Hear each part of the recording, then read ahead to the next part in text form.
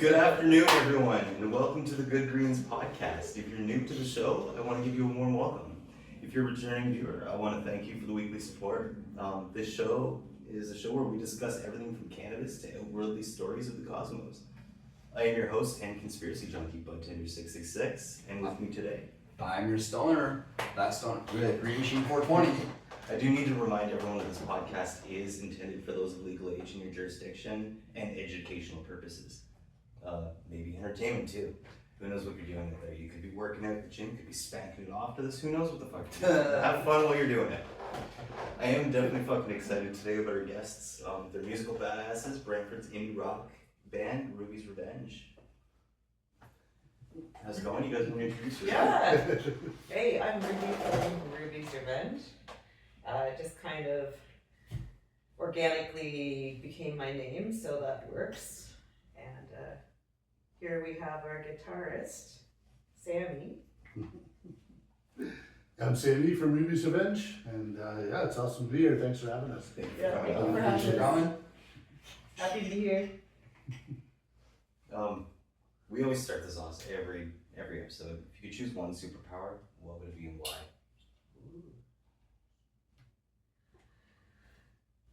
It's always interesting to hear this. Oh, there's so many good superpowers. I think though, in my heart of hearts, I'd want to fly. Because all my dreams include me flying, and it feels like the coolest experience. Although I don't think that would be as practical as being able to be invisible. But yeah, I'll take flying. Flying would be pretty fun though. Be Yeah, up it there, would just be like fun. away from An it all. experience. I never had to pay for a plane ticket again. As long as there's no jihad up in the sky, you're fine. As long as Mothman's not around, Right. you know, right? Don't want any flying competitions. No cryptids. Race. How did you- Mothman. What would you? Oh, maybe it's just like some superhuman strength, some real power. It's Yeah. always nice to be able to move things if you need to. Yeah, and then everybody's Oh, gonna so ask you to come help them. Or Just like when you buy a truck. You'll have that one motherfucker. Can you open this jar of pickles? Door to door, opening You open jars. this barrel of pickles? Can you tell us about your first experience with cannabis, and was it good or bad? Oh, my experience came very late in life, actually. Really? Yeah. It was in, I think I was like 28. And that was my first experience, and I haven't stopped since. Actually, it took me a while before I could actually get high from it. I don't think I was inhaling properly. Okay. But then I had a few shotguns, like tokes, and I got it. It's the magic begins. Yeah. Do you know if it was like a indica, iris, sativa back then? We didn't really know a lot back then. Yeah, no, we didn't. All I knew was like, you know, outside of. And I assume it was a positive experience. Yeah. It was very. I miss just the days where I just go up to some random high school kid, be like, yo, you got weed? Yeah, man, I got weed. What you need? Can I get like a couple grams off you? Yeah. Hand you just this random freaking bag with the freaking you don't know if you're buying parsley or weed. I've been sold parsley. I've been sold freaking all kinds of shit. Yeah, like my first time, I don't think it was actually. Yeah. We don't think it was weed the first time. Like we thought it was a little ball of hash, but there was like a couple pieces of gravel and some cat hair in it. So I'm thinking, why would somebody say hash? It was something else because like me and my two cousins were like craving it afterwards too. So like forethoughts on it, like, you know, 2020, it's probably like heroin or something. Like, Yeah. You know when you find a toenail in it, it's just. yeah, it was like I think like back then we were just like, oh, we found a tackle box next to his cigarettes and a porno mag, right? It's like, oh, it's just marijuana. You see it in the movies. Yeah. That's literally the Yeah. spot on sure. What was your first experience? Oh, my first experience with cannabis like product, I was young. I was maybe 11 years old, and my babysitter had some hash, and they were doing hot knives. Oh, fuck I yeah. took a couple hot knives, I was just running around the apartment. I was so tough. Too young to get really high, but yeah. You know, for years, Thank God for babysitters. for years, I didn't ever think it would just hot knife flour. I've done that. Yeah, it's actually Good quite work, nice. yeah. It's actually Yeah, as long as you got a lot of visual trichomes in it. Like it's got to be snowy, that's sticky, like Or like, you know, we used to press like fresh buds down. Yeah. And, like, Yeah. that way, like, yeah, really. it is. I mean, you're not gonna get the full effect you would if you like processed it to hash, but I mean, you're gonna taste the full spectrum of the plant still, and it works as long as it's very keefy. I've done it. It works in a pinch. Mm-hmm. Yeah. I've never tried it myself, but If you're really desperate, you can. I've done this. This is when I was homeless. I had a piece of tin foil and I had some keef because I bought a pill bottle full of keef from some guy. And didn't have a pipe, didn't have a bong, didn't have nothing. I had tin foil, a straw, and a lighter. So I freebased the keef. Put the keef on the tin foil. Put my tin foil up underneath and just smoked the keef that way. Oh. Through the straw. Did work. That's so weird. that's You're a very crackhead. creative way of doing it. I had no pipe. I couldn't afford a pipe. Apple, getting apple, man. All the food bags were closed. It was midnight. Do you find cannabis enhances creativity when writing or performing? Oh, for sure. Yeah. For sure. And for me too, I deal with a lot of like chronic pain issues, and I Okay. have like severe arthritis, and now that I've had like a full knee replacement. Yeah, I remember you saying something about that. Yeah, Yeah. so What initially, happened there? first choice is pain management, but Yeah. yeah, what happened is Yeah. I don't know, maybe it's sort of a genetic thing, but I had like zero cartilage in my right knee. Oh shit. Hmm. Okay. So, yeah, that was quite Just an interesting experience. Wear and tear. Yeah, wear and tear. Yeah. Yeah, but I tell you though, like smoking a few will definitely relieve the pain, and same with like Yeah. arthritis and all that. How do you feel with things like ibogaine, psilocybin, DMT? Do you feel there's like benefits to those as well? Well, as the joke says, we're all carrying DMT Mhm. because it's in our brain, right? Exactly. So yeah. I've never tried DMT otherwise though, but I wouldn't be opposed to trying it. Neither would I. Yeah, and psilocybin I think is wonderful. I think it'll be the next thing to get legalized. I hope so. I Yeah, feel if we people already microdose using it. psilocybin, you can do pain management, but the moment you start using it recreationally, you don't get that pain management with psilocybin. Yeah, no, but It kind of enhances the pain. I find psilocybin is more for getting rid of addictions, that kind of thing. Trauma, hard Trauma, yeah. Therapy. Especially the I think they're using it really for ibogaine. Speaking on the topic of getting rid of addictions, I suffer from alcohol addiction. And I've noticed, I eat a couple grams, not enough to trip, I'll get a euphoric feeling, almost like a drunk feeling. Mhm, And so I started using mushrooms instead of alcohol. mhm. What were you? Depression, they're working towards Mhm. using psilocybin and magic mushrooms Yeah. as a depressant, antidepressant. Especially after, let's say a traumatic event like people, in Iraq that were fighting and they come back with PTSD. Well, yeah, they were going down to New Mexico, or down to like Mexico or something like that, and getting ibogaine treatment. Yeah. And it, like for years they were saying like that shit's like garbage bullshit. Yeah. But I just feel like we need more like I understand we're still in the early steps of like the prohibition stages of cannabis, right? Like because we still got things that aren't allowed on a legal market. Therefore, we're creating our own prohibition technically, right? Like I mean, we're still prohibiting a lot of product that really there's no issue with it if they would just take the extra steps just to make sure it's grown safe. Mhm. To make sure there's, if there's mold, that we're getting rid of the crop rather than just trying to like irradiate it, because we all know that you just radiate the weed, it's garbage. But I'm definitely for everybody getting their chance in that industry. Yeah. Definitely for it, because like there's so many ways of pain management. Like a lot of people are afraid to smoke it, and they don't want to eat it, but then they're not opposed to a drink, which I don't understand. Right, but we got like bath bombs and shit like that, and I will say there is certainly sea salt ones that do work. It made my body feel like Jello. Now, That was like spaghetti. was I that still a gotta get my hands CBD on full that. spectrum or THC? What was in the actual It was CBD?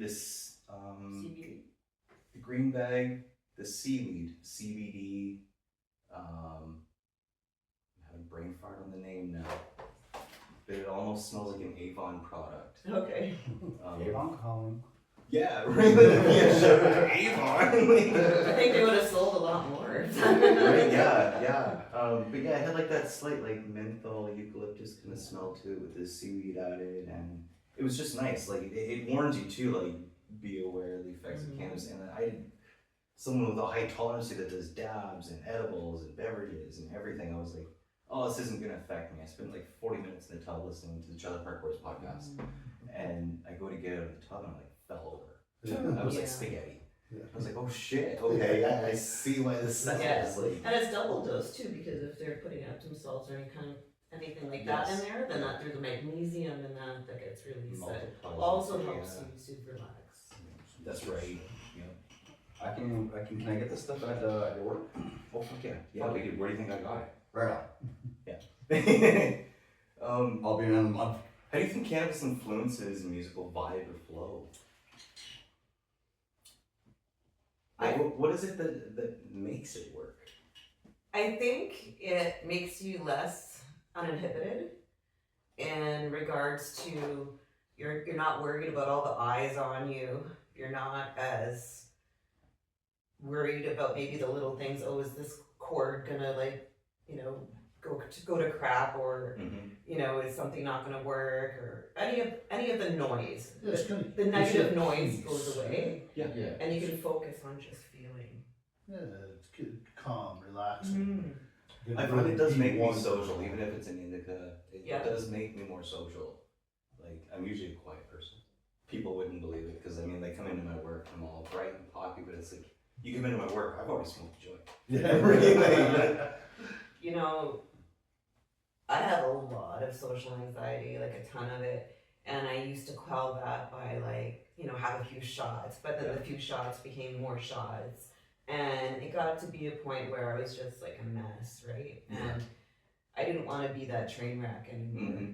So now it's I'll have a smoke and it'll be good. Like, I find a lot less bands are having those crash moments that you expected every band to have, because the alcohol isn't involved anymore, and we got more cannabis, we got using mushrooms, stuff like that, rather than like just getting hammered and then going right to blow. Yeah. I'm not saying like I don't have an issue with people that want to do cocaine. Like, I do miss doing booger sugar myself, right? Like, I just don't trust what they're putting in the fucking shit no more. Exactly. We used to have a complaint where it's like, my buddy can't get his ass off the toilet. Now it's like, I can't get my buddy's ass off the floor. Right? So. Yeah. With the fentanyl crisis, it's messed up. Like, it's scary in the world today. It just takes one mistake. Yeah. And that's it. It doesn't even have to be a mistake. You can just, touch up a surface that has it on. Right. I lost a friend last fall because he had never touched anything before, and it was his 42nd birthday. Oh, wow. And he was like, I'm gonna try cocaine. Yeah. And one hit, and boom, done. Oh man. Right, so it's like, that's why it's like, even with every thought that I have when I like want to go out and have a little bit of fun or something, I won't do it now. It's heartbreaking. I just can't. It's too dangerous. It's too risky. It's fucking stupid now. Have you heard about it being in cannabis as well? Yes, that's I've an heard issue. of that, and that's scary. That's an issue with the red market, is they're not testing for other things. Yeah. That's why I feel if you just take these certain steps that people want to refuse to do, whether it be, they feel they have different rights or things like that. Yeah, we have different rights, but we also have a right to consume something safe. Yeah, that's right. So that's where I feel like, just take those few extra steps, check for mold, check for bugs, check for fentanyl, because unfortunately we do have some people that are dealing with more than one substance. Yeah. Times are tough, so absolutely we're forced to do these things. I mean, that's terrifying. yeah, it's I can't trust it. Yeah. That's the best thing to do is smoke weed then. Yes, exactly. Yeah, That's right. yeah. Know your source. Geez, where am I here? I do type things out and put them down in front of me because I'm bad at remembering things, and I had a whole bunch of questions to ask. So, In the right direction. Yeah. are there any songs you've written or performed that were sparked by a cannabis-inspired moment? Like you just like sitting there smoking away, and you're just like, oh, I need to jam this out. All of them? I mean, I'm perfectly fine. I get into that like space where, you know, that creative outlet just needs to come out. But without cannabis, but with cannabis, I find it happens quicker because you're just more relaxed. And like I said before, all that negative noise is like, and then you just have to concentrate on the positive, and like all the creative juices just start, oh, I hate the creative juices, what is that? And it just starts flowing, and it's like, you know, next thing you know, you've got a song and you're just about to write a bridge. Is that if you get in there, you get relaxed, you're calm, your inhibitions are a little bit down, and that creative process begins as you're, you know, relaxed and calm and feeling good and feeling positive. Well, for a long time, music was always a music scene, and then they made the mistake of made it a music industry. And I feel like all of it was shit for a long time. Like we had all these greats that just got so burned out because it was an industry, rather than keeping it a scene, right? And like, 'cause I know a lot of different bands that are like, you know, kicking the cat all over the fucking place, even internationally, and nobody's rich doing this. If I Not may, these days. talk about the industry, it's like Because they made that mistake. But now people are slowly self-supporting these bands again. You know, and it's we show up to shows, buy the merch and shit. Because we know if we just buy an album off the store record, none of that's going to you. Or play a Spotify, heck, that little stream is 0.002 cents, right? Well, see, that's just it. Is I pay for Spotify, that way I know when I watch something, it's getting recorded.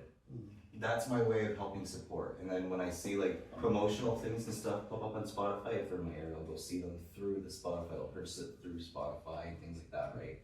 Because I know they're like linked up through different things. I've always loved music, and I just find we're in a day and age where we don't have enough. We have music everywhere. What they call music, I call it noise now. We don't have enough people playing instruments anymore. It's everyone does everything behind one of these and just sits on their computer. yeah. As soon as it's gonna be AI generated, when it's like they're already doing Didn't we that. just have a few bands get called out for that? Their entire career's just been AI written. Apparently, there is a band that's 100% AI, like the photos, the music, everything in it. Apparently, they're on YouTube and they have like over 1 million subscribers. I'm on to find them. Yeah, I should find out the name. I'm sure I can find So how do it. you guys feel about that? It's, I mean, good for Buddy making his money, but I think it's No sad. talent. I I think think it's sad. it's the easiest way to compare it is red market to legal market. Mm-hmm. You know, you're fucking with something that could have been good. Keep it good. Why fix it if it's not broken? To take the human aspect out of the creation process, I find is, if we're willing to accept that as a society, I think it says a lot about us. Didn't we already do this in the 60s when we like outlawed drugs? Everything started to get really dull and gray, and cars started looking like shit. Art looked like shit. Buildings were just square. Like everything just started to feel really droll. Well, that's just And then the disco era hit. Well, then we're back to it because now cars are just really boring. They're all the same color. Yeah. Or buildings are just big fancy rectangles and angled shapes. Only here. If you looked at overseas, there were Oh yeah, no, Dubai you and go to stuff. you go to Cuba and shit like that. They're still rocking cars from the '60s. Because they couldn't get other cars there for a long time. There wasn't a history of that. That's why they had. It's not even that. Those It's also cars. part of their culture. They love those classic cars. Yeah. Those cars are their babies. Wouldn't you live in those cars? Oh yeah. I would love to have one of those cars. I'd grow just the mustache just to ride in those. Yeah. Yeah, I just think if we get complacent and, you know, start taking the one thing that we have as humans, that creative process, if you start shelving that, your creativity, you start shelving, like closing off your mind, oh no, chat will answer this or whatever. I think that's another terrifying thing. Yeah. And I mean, I grew up without chat, GBT, all that stuff, right? So I was born before those little demonic sounds you hear from your computer box. dial up. Dial up, I remember a day and age where we didn't even have that. I remember the first day, you know, my mom brought one of those home and I ran out of the room. I didn't know what the fuck it Yeah, what the hell is It that? scared the shit out of me. Yeah, like But now I see like these videos of like young kids where their parents go to talk to Alexa, or the other one I won't say because I'm recording on the device. and they're Everybody's shitty just shit. gonna go. Oh, yeah. Yeah. The kids are like hitting the ground and looking like they're in pain and I've seen screaming and that. shit. I've seen that. There's videos of that, and then all these little kids, and they started, saying that. And next thing you know, like their natural reaction is to go into like a fetal position on the ground. Kids have been telling their parents no, hitting the machines, throwing them in the garbage, trying to flush them in the toilet. It's like, Your kid thought my Alexa was the coolest thing in the freaking world. my kid's addicted to screens. We've tried everything. True. I have this other theory, back to the fentanyl thing real quickly though. I mean, for years, even with meth and stuff, people would always, like, they wouldn't be doing like the whole like weird fucking Hastings shuffle thing. You know what I mean? They would just like be like a crackhead. We had like Operation like the Paperclip and the MK Ultra stuff where they openly tested in the public, right? I have this weird feeling that there's something more than just the fentanyl they're pushing around to experiment with. It could be. It could be like they're trying to do it on a wide scale. You know what I mean? They all have the same body reaction to this thing, and it's like they say it's not fentanyl that does it. Mm-hmm. They say it's not the K that's in it. They say it's not the speed, not the. Then what the fuck is it? Trank. Yeah. That's the K. Oh. Yeah. And they say that's not the K. Because trank will make you sleep. They used to do special K. And call it the K hole. Well, And it's funny it's the because thing because they're mixing an upper with a downer. So right? I feel that there's something hidden in there that maybe they're testing. Maybe. If they won't stop the fentanyl, then. Well, and it's funny that people still think that MK Ultra is a conspiracy theory because it's not. It's documented. It Like was it's openly released this in guy will files. say conspiracy. He laughs at me all the time. He's like, "All these conspiracy theories," and I'm like, "No, these are actual things." We have worn tinfoil hats on this show before. So. Operation Paperclip was a real thing, and I've never even heard They of fucked and up. how they did it is horrible. They fucked up Manson pretty bad. I don't think he was always so fucked up. Like, I mean, he did some weird shit, obviously, you know what I mean? Like, I'm not saying he was ever a good guy. But I mean, if you look what they did, though, like, they took a smart guy and really fucked him up, and like, a click of the finger, they could get him to do whatever they wanted. Right? Like, recruiting guys to go to courthouses and shit, where they would like openly test the LSD on the Jones, and so I don't know. I mean, I wasn't alive then, so it's only putting stories together. Yeah. I mean, I watch a lot of documentaries and I kind of piece everything together and basically it's the same thing. Have you ever been stigmatized for your cannabis use? 100%. Yeah. I'm sure my mother would be very unhappy, but Hi, Mom. as she's hi Mom, but I keep telling her, Mom, that glaucoma you have, you may be able to deal with that a little better. Yeah. But cannabis has been proven to help I'm with gonna have glaucoma one of those issues. here. I'm good with that. Oh, finish it. What kind of smoker are you? Morning, day, night, all day? Preferred time to smoke? I actually Well, nighttime, just before bed, you gotta have a little Nighttime. smoke. see. I'm not much of a smoker. Like Practice. you wouldn't know it right now. We I have my moments. people usually get pretty fried on this show. Oh, yeah. we it's a big hot box, so. Oh, I've got really good tolerance, but like when I smoke.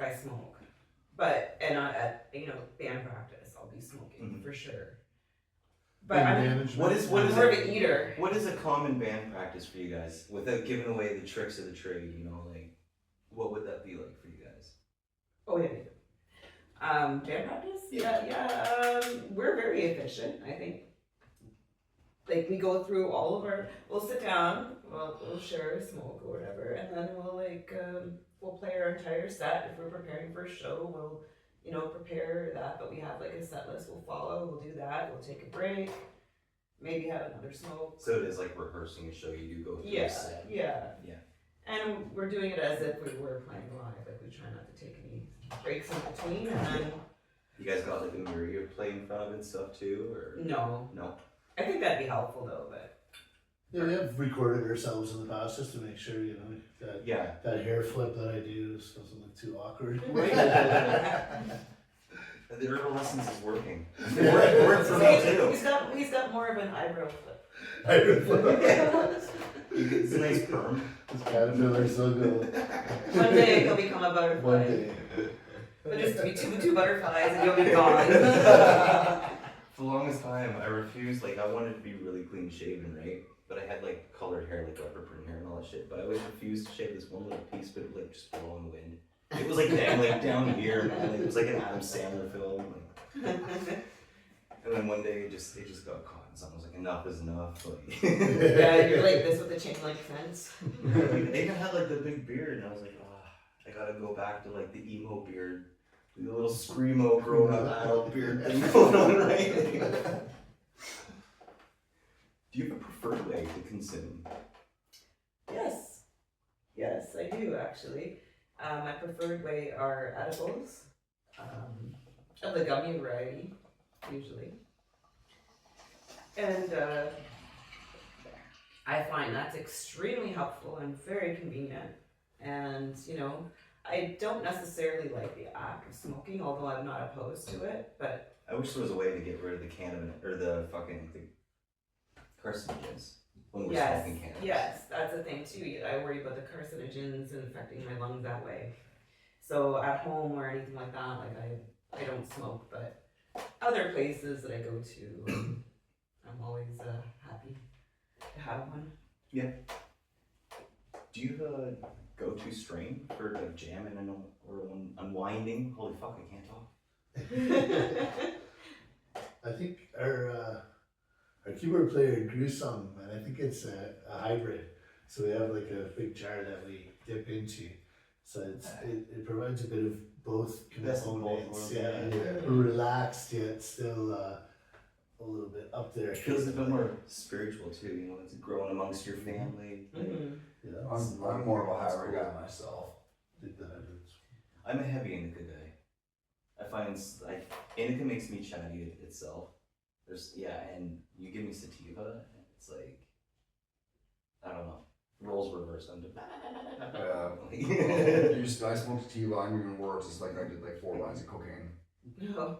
I'm just bouncing off the walls. Well, knowing that you guys like hybrids, we should get into the cultivar of the week that we have, because there are some hybrids. But it's different this week, everyone. It's not just one.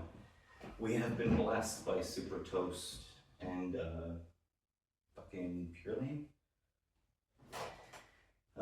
Pure Sun Farms. Pure Sun Farms. Oh my gosh, God, golly, fucking cannabis Jesus.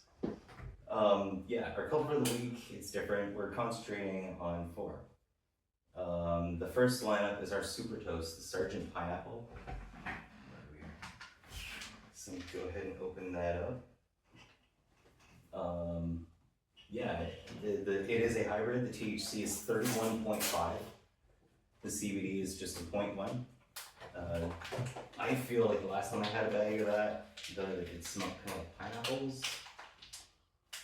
I have a trick to these. Hey, wait, he's got a superpower. Oh, there we go. There he is. It's already starting. I usually grab it and push.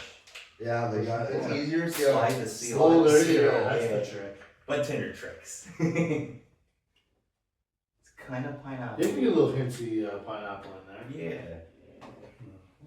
Oh, I can smell that. Yeah. It's actually. Well, it's all chopped up. It's kind of It's skunky Oh, that's too. nice. It's hard to tell because it's already pre-milled, but for Yeah. it still to have the remnants of it in there. Yeah. Yeah, I It's smell got that it. citrus kind of smell to it. I like it. And smell like a smoke I like. when we're gonna all smoke it now. When I had it last, it was very fruity. I do like the And it wasn't harsh at all on throat. Yeah, So everyone it's- go ahead and pull it out of the bag as much as you need. I have said in the past, I do like my fruitier tasting. It is versatile too. It's good in a pipe, a joint, or a bong. Like I've been able to smoke it. Like I got this double bowl pipe, Yeah, that'll and work. it's not harsh on the throat at all with that either. So that one's definitely really decent. Yeah, I like it because you can smell the citrus in it, Yeah. but like it's not too much. It's mellow at the same Yeah. time. Like And it's really already nice. pre-milled. It's good if you're on the go. If you need like roll a quick joint, not be too smelly about it. Like Yeah, I'm excited to try it. I kind of like the pop and cores too. I think it's by the same people. They got like 2 to 3.5 mil. Yeah. They got what is it, like the Blue Raz, the Stronana, and Citrus Got Real or something like that. Okay. What's the percentage on the stream? This one here was a 31.5. 31.5% THC. So we that's the a plant high, that's holds high 29%, so whatever the number works out to be. It's a high. It's a high THC It's a strain. nice high mineral. Nice. I'm gonna grab a snaggle of that. I'm already super stoned. Smoking some high quality bud already on the show. Had some Yeah, of that. thanks for having us. We're happy to help you out. You know what? It's just fun to have somebody on every week, and I was like, you know, we need more musicians on so we can talk a bit more music. Especially, there's not a lot of bands where the singer front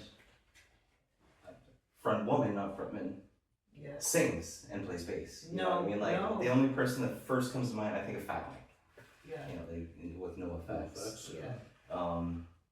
But then it's like I think there was a country artist where the bass player was the front man, and but I can't remember the guy's name, Mhm. right? Like Mhm. the band that I was in with a couple shitheads here in town that never went anywhere. Like I was the front man. I was playing 5-string bass.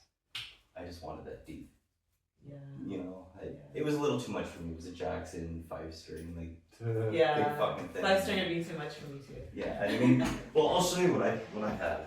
I have a 1983 Memphis thing. It's not even wood, it's like pressboard. Right. Oh, that's cool. So Very cool. it's The guitar, the cards on there are probably worth more than the You guitar. yeah, yeah. You know what? Like I've But been it playing. plays. I've It been plays playing, though. Yeah. and plays that's all you nice. need. And if it's got decent tones, I like how you've changed the tuning into the die and You everything. get the diagon and Yeah. and tone knobs. There was only one tone knob on there when I got it, so I was like, and the neck wasn't very straight. I mean, I've gotten it as straight as I can get it, which Yeah. isn't too bad. I know it's like youth size, but Yeah. It's I my have friend. fun with this one. My Oh, friend the 3/4 are perfect, dude. before Perfect size for my tiny ass. Yeah. I had this friend named JR, and he built me my first space. It was heavy.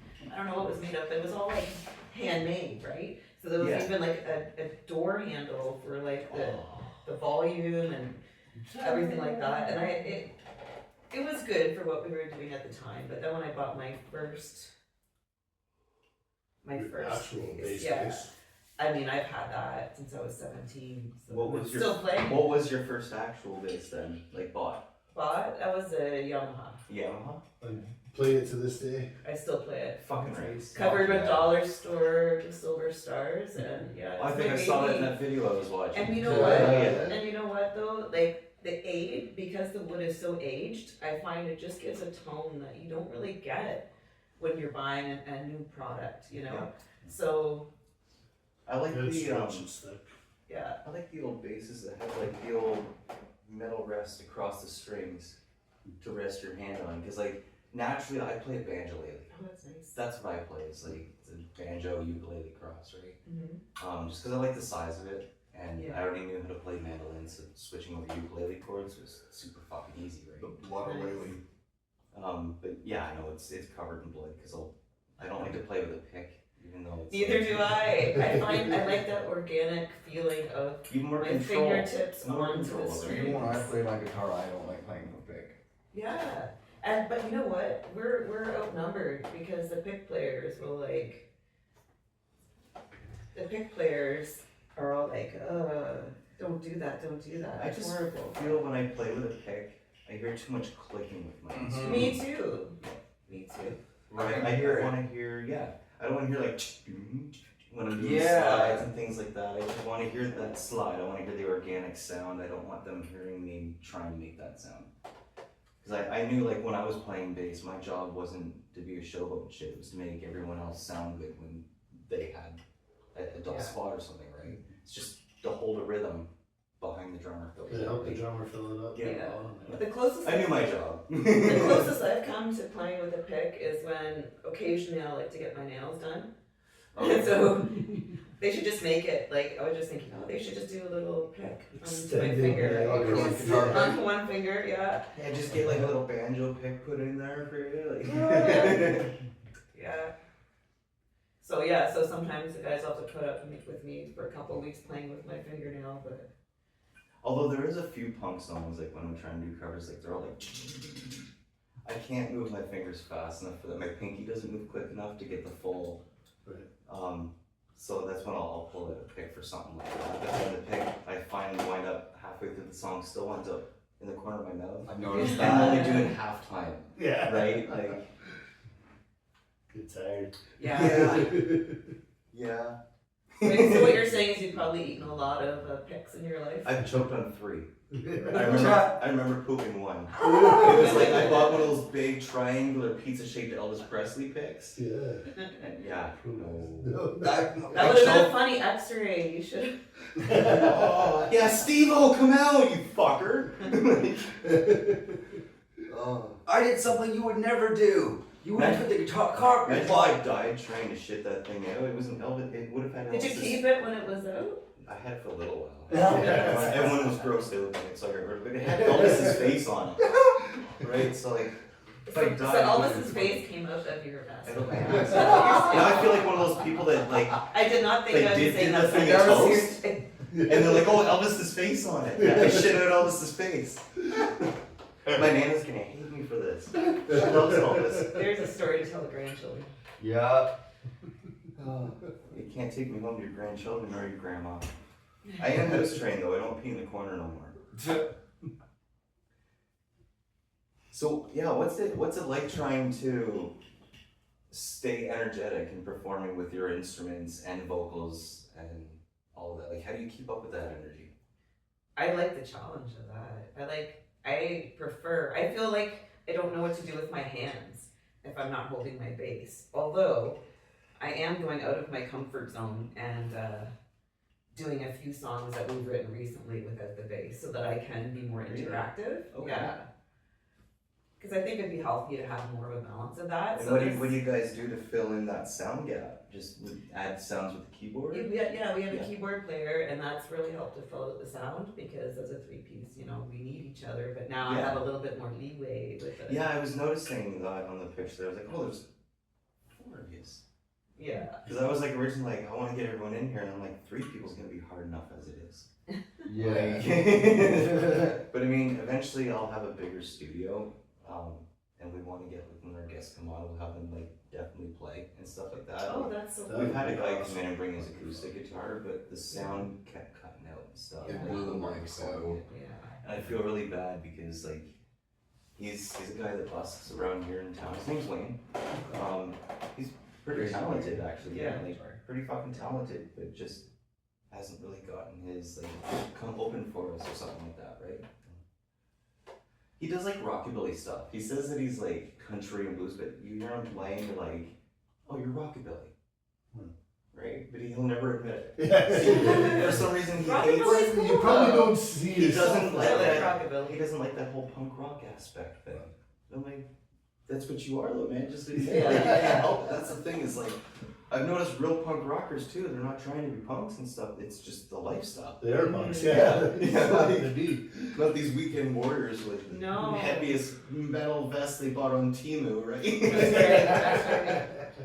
That's the thing. It's like Oh, I've looked at all those pre-made things. The pre-made patch pants, that hurts me. 'Cause I was a freight hopper, so I was patching my pants because I fucking had to. I That is had one good. pair.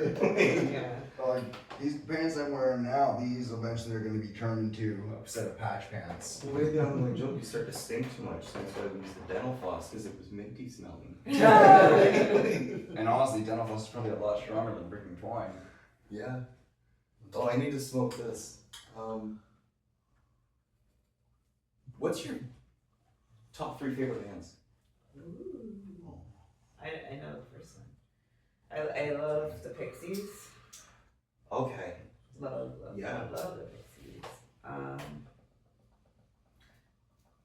mean, how do you choose? There's so So I grew up in the 90s, right? So there's so many bands that are nostalgic to me, right? A lot of really good and a lot of really bad too, but we like them for some reason. Like, I'll always love Nirvana, and I know everybody loves Nirvana or whatever, Hey, but play I with really shotgun, do. too. But I like the Bleach album. I like the first.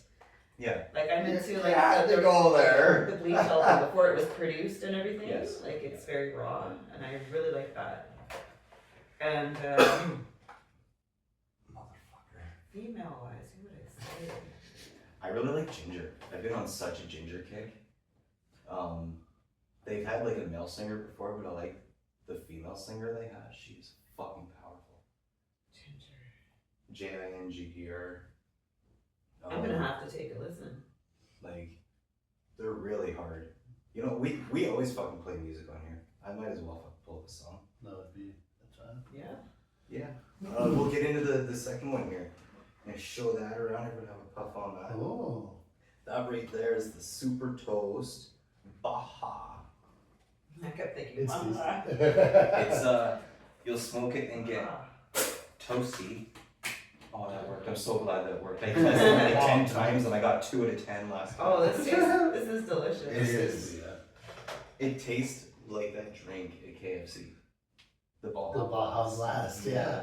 See, I because I try not to have sugar, right? You don't Yeah. I've never had an actual Baja Blast. It's this blue So it's Mountain cool. Dew that kills all your sperm count. Baja Blast is not KFC, it's Taco Bell. Taco Bell. There we go. And, Taco and Bell. as someone that loves Thank the you. Baja That's why we Blast, have the name. this does taste just like It tastes like it. it tastes just like yeah. the Baja Blast. So this here's the Super Toast Baja vape, and yes, the smell and the taste is just like that. Yeah. The soda pop. The disposable is a sativa with a total THC of 90.1, and the CBD is a 0.2. It's definitely smooth, as you can tell. Nobody's choking away. No, it's real smooth. It definitely fucking hits hard, flavorful, and you do still get hints of the plant in there on the exhale. There's no little buttons you gotta press, and if it dies out, you can charge it. It is a C charger. the C charger. I always call them just a circle one. Got the D shape. Type C. But yeah, it's definitely good. You want to keep on your arsenal while hitting the day up. Oh yeah, I'll be buying one of those. That's very nice, and I can appreciate that it's small and compact. It's like that. discreet. You could be working in a factory, you're working away. Your palm can kind Well, Yeah. true. Allegedly, when I had a job in a warehouse, Do not operate this with heavy machinery. there was no heavy machinery involved. I was a floor sweeper. So I was just pushing a broom Oh, how all heavy day. was He the broom? leaned on Just one of those like brooms. those big freaking one of those big ass fucking. of, yeah. He made it a sport. But I'm walking around, I'm puffing on my vapes. There is an art to sweeping floors. Yeah, Believe it there or is. not. There is an art. Yeah, we're working I've a learned that sawmill, and you'll Yeah. find out. I did it the wrong way for a very long time. Yeah, actually, the first time I was a laborer, I'm sitting there. They didn't tell me anything, and I was working on a steel stud framing site, so lots of like sharp shards everywhere and stuff. I got this big ass, like 20-pound push broom. I'm pulling all this shit towards myself, like hours, and I'm like sweating balls, and I'm like leaving a trail. They're all laughing away, not telling me. Nobody says nothing. And then I I'm went, like, more like a pole broom. oh. And they asked me to go get an open bucket of steam. My ass went running. Never again. That's not. They always fuck with the new guy. It's always the young guy, the new guy. I was doing them, yeah.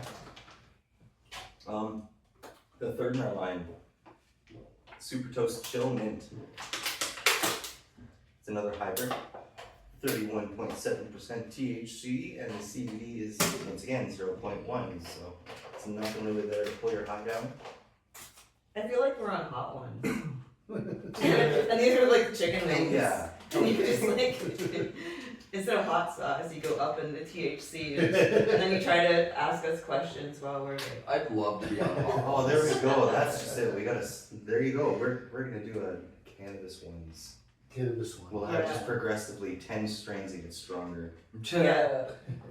It'd be fun. We'll do it with edibles. 10 edibles that get stronger. And stronger. Yeah. Yeah, your homemade edibles. Eventually, you'll do the freaking squirting freaking cake. You'd ask them to try to recite something at the very end. This has a very faint minty, definitely strong earthy, and it's nicely finely milled. You can still see some of the trichomes there, sort of. I won't give it that much credit, you know what I mean? But It is milled. it's milled weed, but that smell, that's nice. I like that one. Isn't it? Yep, take more of that. This is what we do. This is all education. I like that. I like how that smells. I'm not good with describing flavors and scents, but it definitely does smell. I good. found this one was better in a joint or in a pipe. This one smells sweet. I just found earthy and sweet. Yeah, it has a lot more of a sweeter taste. In my Sweeter bong, smell. it clogs the bong a little bit faster. It's not bad in the bong. It tastes great, burns great, just clogs it up. Is fast. that the trichomes that are clogging it up? It's sticky. Very sticky. It's very sticky, yeah. Like, I know a lot of people that still buy milled weed and run it through the grinder. Mhm. It'll stick your grinder up, this stuff. Mhm. Like, you wouldn't want Yeah, that. no. That's good to know, you know? We like to do this. People are always curious about the color of the ash and stuff. Like the last stuff we just smoked, the Sergeant Pineapple, which was very white, a very white ash. It was nice and smooth on the throat. That's always questions. we get. Newsflash: the ash means nothing. Some people are finicky about black or gray ash because That is true. some people say black ash for removing hair dye and stuff like that, but gray ash won't. So I'm Really? talking. yes, I'm just that's why talking. people about, usually like, just use cigarette ash. 'cause That's it's black pineapple. as shit. you know, like I'll be like, the pineapple oh, stuff. The pineapple's Yeah. really tasty. I like Yeah. you know how people go like, oh, the whiter the ash, the better the weed. Yeah, there are Oh. people that truly believe those differences, and it's a concern. Actually, this week I've had two people that came from Toronto. I can't do the accent. I tried. Do you find they're a little bit Toronto more fan. like, From the 6? They argue with me that Pink Kush is a fucking sativa. I'm like, please tell me any Kush that is a sativa. A Kush is an indica. It's just the way the plant is. Pink Kush has always been indica. yeah. And they're like dead set. They're like, no man, fam, like Toronto, we got Nah, a different nah, taste. Brody. We got a specific taste, bro. Nah, Like, Brody, it's fucking different, fam. And he's like, we don't smoke anything higher than 22%, fam. That shit could fuck you up. You want to experience a plant like you're not getting stoned. Yo, what the fuck's up with that shit, Torontonians? What's up with your fake ass accent? Like, we're here in little Brantford where we invented the telephone. We're smoking like 40% infused pre-rolls. Like, one episode here, we had the Canizar on.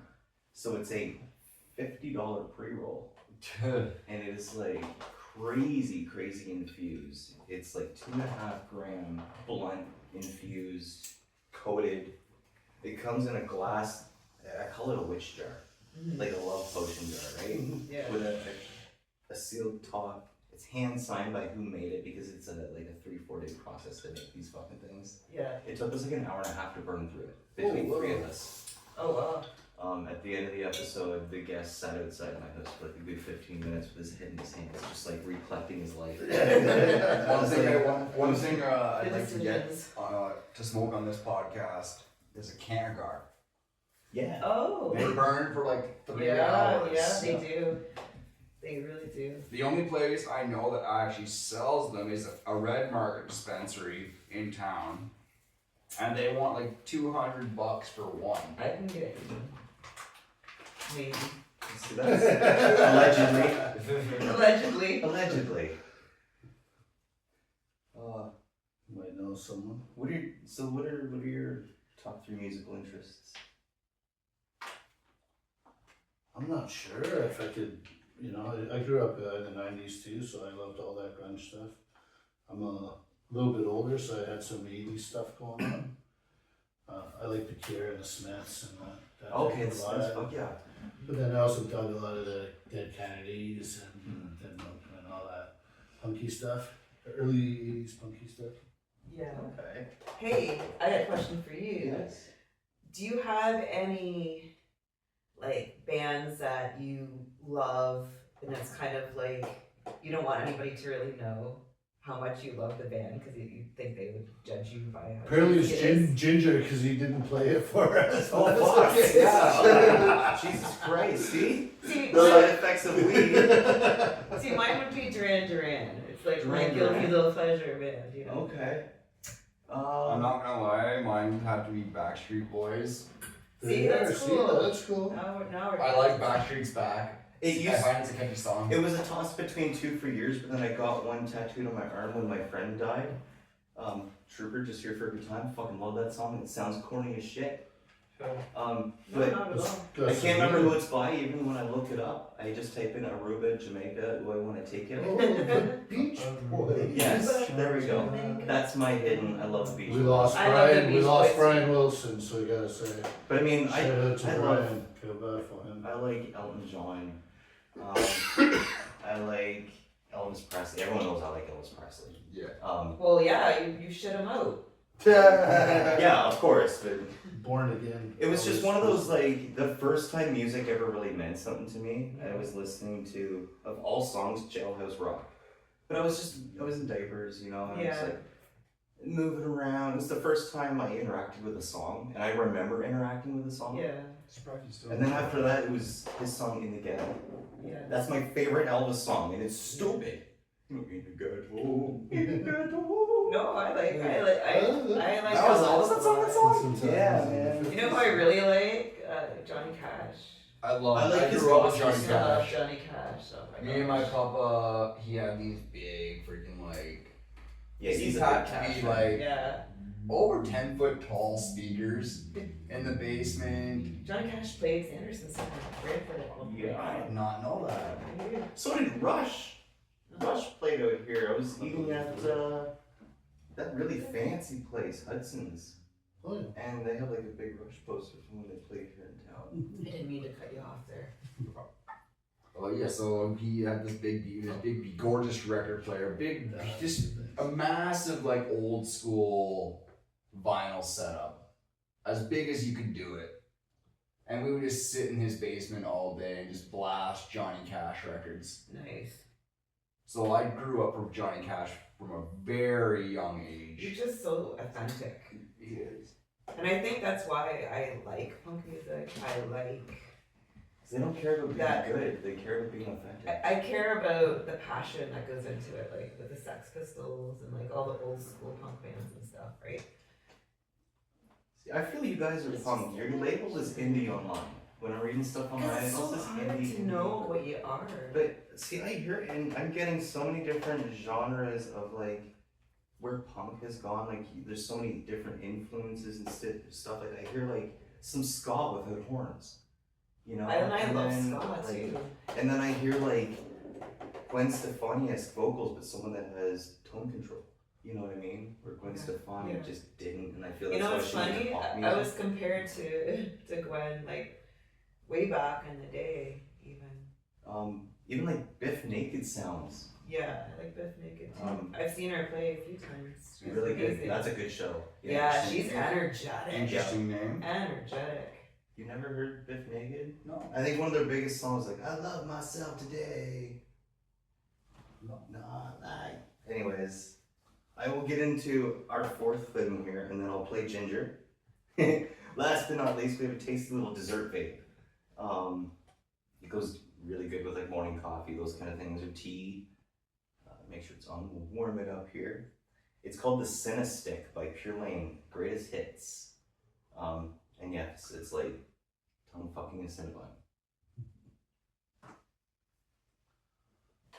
It's a hybrid with a whopping 92% THC, and the CBD is 0.6%. So you're gonna get some anti-inflammatory stuff in there. Nice. Might help with a headache. Might not, depending on how you interact with vapes and stuff, right? I find this slightly better hit on the higher heat settings just because it's a thicker flavor.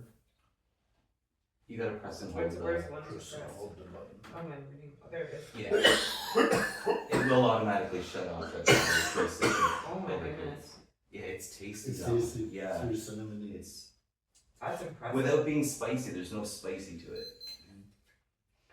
No, it doesn't. And I was funny. I was telling Sammy the other day that, you know, like, I used to love cinnamon, but then I got really drunk one time. Like, the first time I ever got drunk was on Goldschlager. Ooh. And that's Okay. got that cinnamon hearts taste, kind of like Yeah. what Fireball is. That's gonna be a bad So- memory too. That's Yeah, gonna be Fireball's a giving you bad memory. So I hate that cinnamon taste. The chemical cinnamon. But- Yeah. something like that. That It's tastes totally nice. different. That's like Cinnabon. Yeah. That's like out of the bakery, that flavoring. Yes. It really tastes Yeah. It tastes like a odd, like a cinnamon bagel I've had. Never. Yeah. I can see it's- that without the raisins though. Yeah, well, it wasn't a cinnamon raisin bagel. Yeah, there's no There's raisin this, grain No. flavor in There's there. this grocery store that has this really good bakery section in their town. They make all their bagels fresh and homemade. Raisins ruin everything. So this right here is like one of my favorite songs by Ginger. It's called Sit, Stay, Roll Over. And like, she's got some strong vocals. I'm good on that. I'll try and dub this over the video.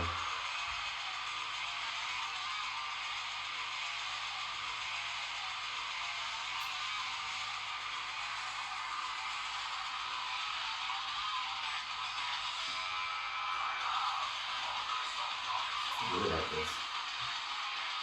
You never expect a voice like that to come out of No, it doesn't match. It It's doesn't. Like, it's like Rick Astley when I first saw him in a video. This, I wrestled a bear once. They're really strong. They're singers like this tall, and she's so heavy too, like her growls and shit. Well, if you close your eyes, you think it's a freaking male singing. I understand there's effects on the vocals there, Yeah. but it's nice to hear. Yeah, Yeah. he's good. Where are they from? I don't know, I'll have to look that up. I think they had a male vocalist before though, and it just wasn't as powerful. I'm good with that. Yeah, this whole women in metal thing is making a big turnaround. Like it's really not what I would have expected to happen. Like, For metal? Yeah. The only person I'm was like not uniform. assuming here, but she looks possibly Hispanic. she's pretty. Yeah. That's cool because like back in the day there wasn't hardly any Kind of got like that female cholo rocker look. in that I feel like it was gatekeep, like tattooing was. We didn't allow women into tattooing. We didn't allow women into singing metal. Like it was, Yeah. we'd laugh at female punk bands, you know. yeah. But meanwhile, the creativity's there. Like what? Because they don't throw down this hard mosh pit? Bullshit. Bullshit. I've watched my wife in a pit and she'll sneak up behind people and throw the fucking group. Like, She's done it to me. she's vicious. That's how we work out our physical disputes and Yeah, shit. that little mosh pit though. To the pit. Sounds good. But there's still etiquette in slam dancing too, you know what I mean? There's still a lot of, yeah. that leads me to a question. Where's like, we don't want to get shut down for playing the whole song, but Yeah, no. Very talented. Man. this is gonna hurt. This is gonna hurt a city somewhere. But what's the worst city you played in? Because I'll share mine when I was playing The music. worst? I definitely had a bad experience. Well, there was one here in Ontario and then one out west. I didn't Can you like. think of one? Not off the top of my The head. Down Homer's a hard place to play. Who, where? The Down Homer, just off Highway 401 or some shit in Oshawa. Oh. This stage is like, you can only fit a drum set on it. Yeah. It's small. Yeah. It's like right off the highway. It's small. Like I feel bad for them too, because it's like they could potentially have Little like such. dive bar kind of. Oh, thing. no, not even. They could have so much because it's right off the highway. You know what I mean? Yeah. All the Yeah. traffic coming in. It's just they got such a small building. I could, You do an I expansion. don't have a or worst something. city, but I have a worst show. Yeah. Let's hear the word show. I was telling Sammy the other day, as I tell Sammy every day. No, it wasn't with this band, not with Ruby's Revenge, but previously I was in a band called Dianthus. Okay. And I always remembered I wanted to play at Lee's Palace in Toronto. Like that was Such a the cool place, place. the vibes, Yeah. right? The vibes. And I mean, Nirvana have been on that stage, and like I've A seen lot of faces have been on that The stage. Breeders, That's like I've RCGBs. Yeah, It is, it really is, and it was just like awesome. Dream right? come true. So anyway, my dream came Yeah. true with No Dianthus, way. and I got to go on that stage, and I was like feeling on top of the world, like everything was going in the right direction, and then our drummer had a fit on. He was on the drum riser, and the drum riser kept moving around. Mm-hmm. And our drummer at the time had a fit and just started kicking the house drum set and like throwing the house shit around. It's always the drummer.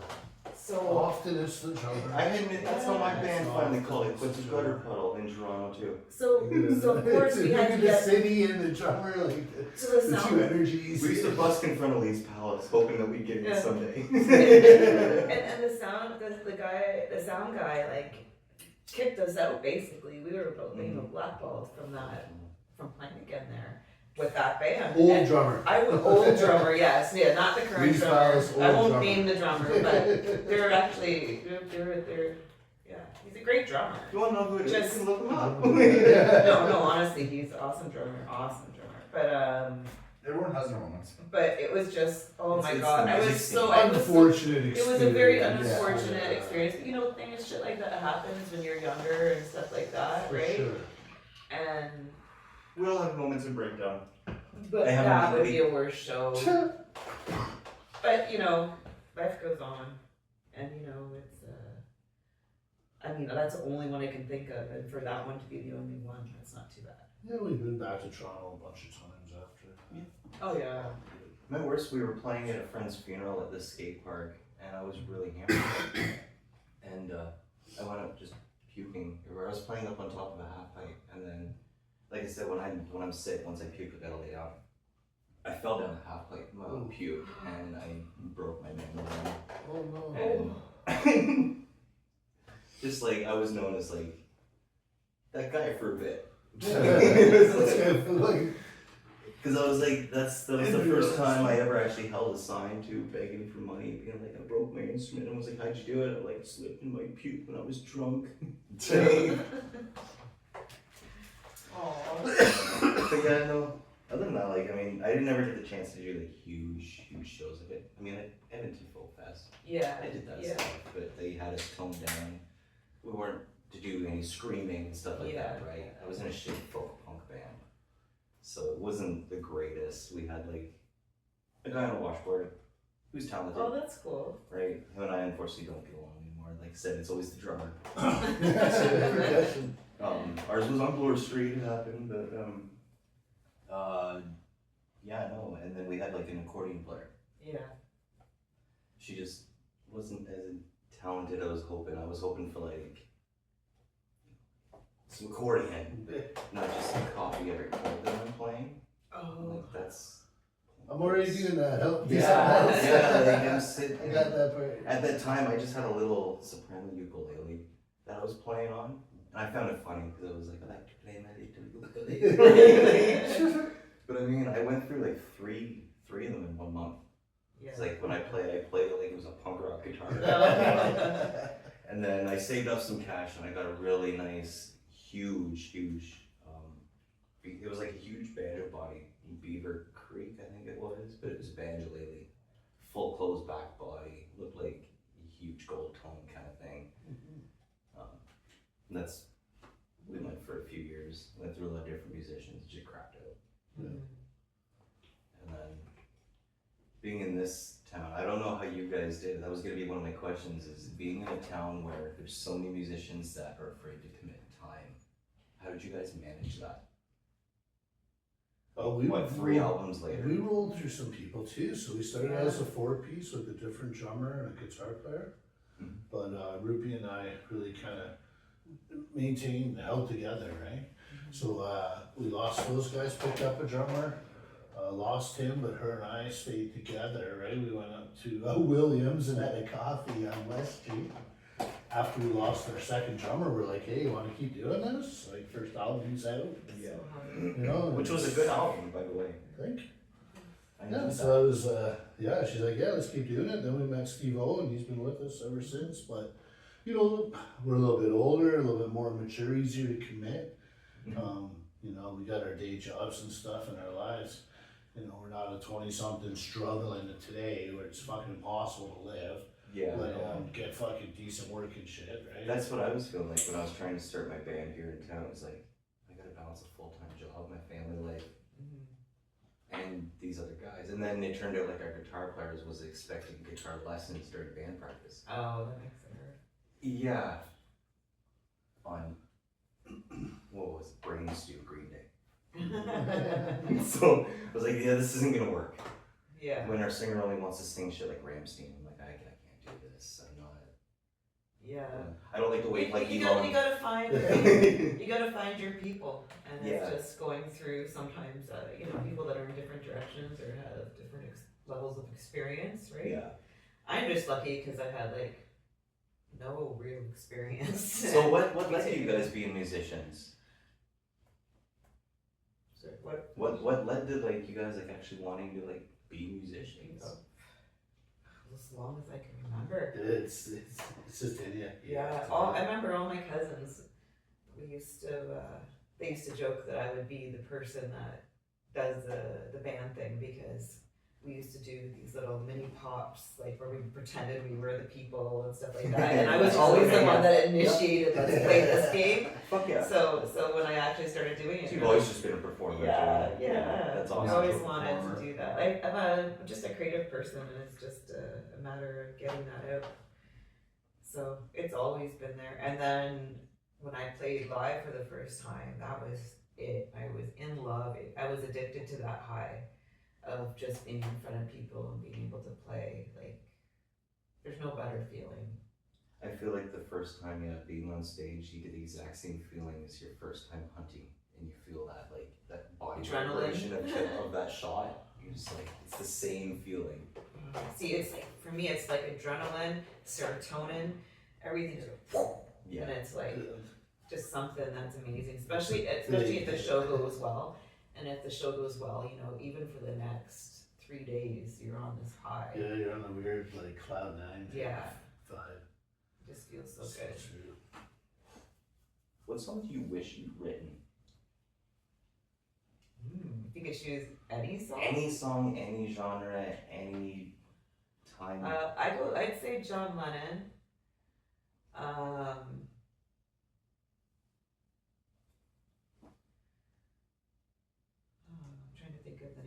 I'm having a brain fart now. It's a strong start. I mean, you bring up John Lennon, that's either gonna bring people absolutely in or throw them completely in.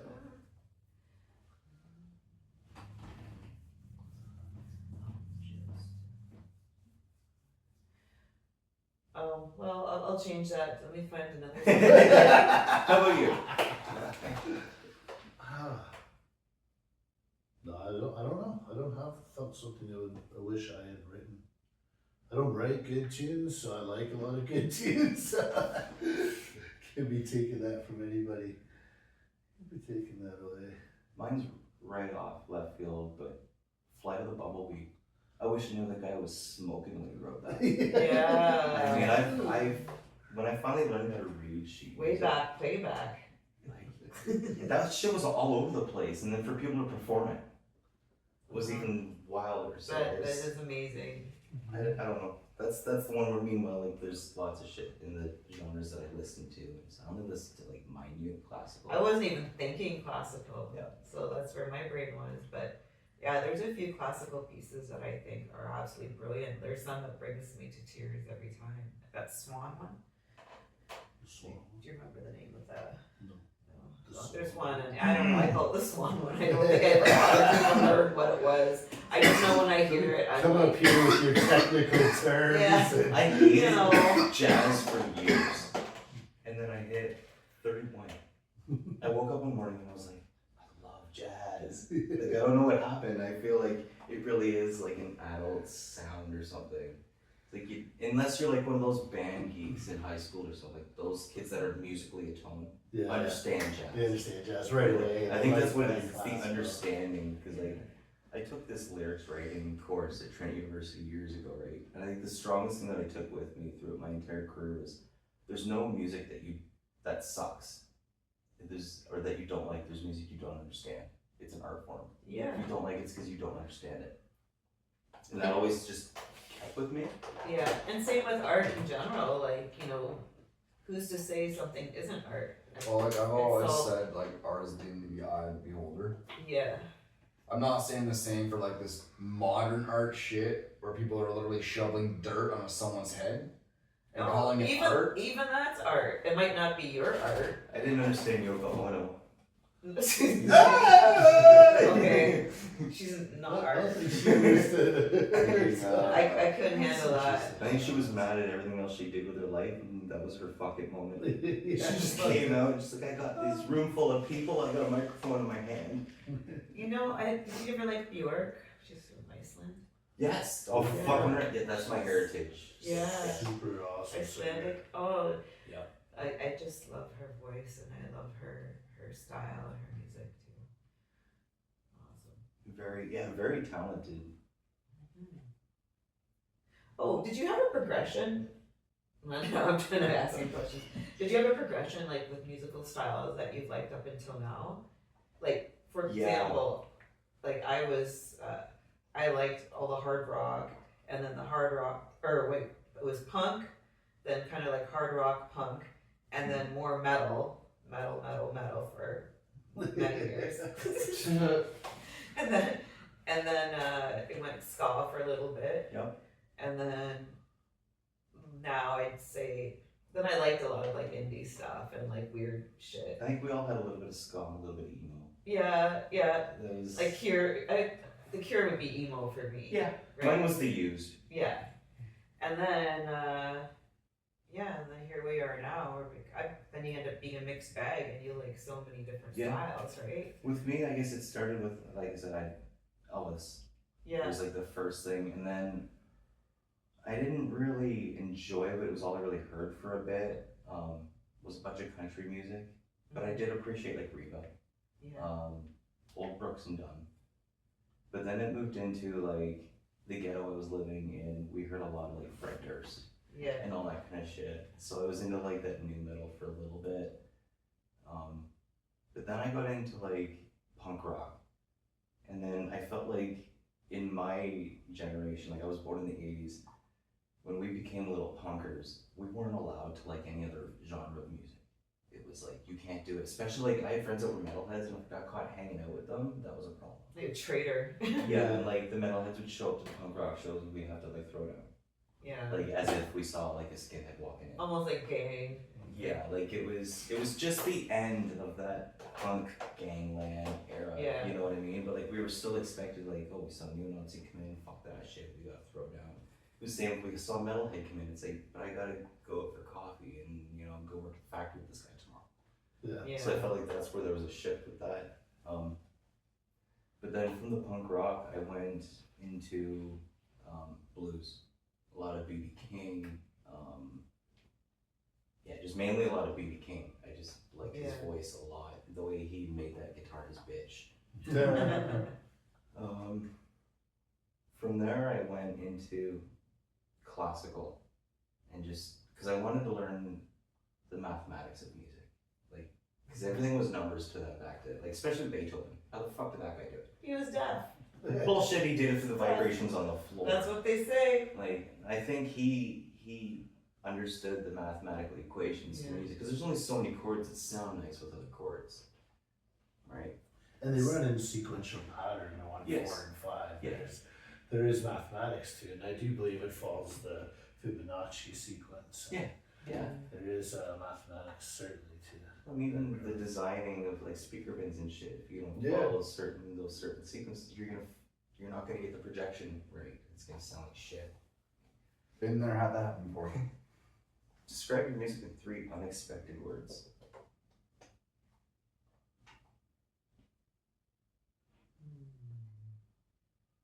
Minor. They're happy songs in minor keys often. It's a trick. Do you guys tone down when you play, or do you play in standard tuning? Play standard. Standard. I was in a band before that played drop D tuning, and I really appreciate the moodiness of that. It was just going back and forth from standard to drop D. I find that kind of being a pain, but I can appreciate drop D tuning. As a proper bass player too, I feel you're opposed to those Yeah. stupid switches. I just feel Those are like, so hard. I'd rather just have a fucking cello. Yeah. Just plug a cello in and play. You know, like. Oh, that'd be cool. Have you ever tried playing one of the stand-up basses? Yeah. Those are awesome, right? But can you imagine lugging that around everywhere? Oh, Like, God, no. especially like when the you're going Warwick from your Box, little. she's a fucking trooper, that one. Dancing on that thing and shit.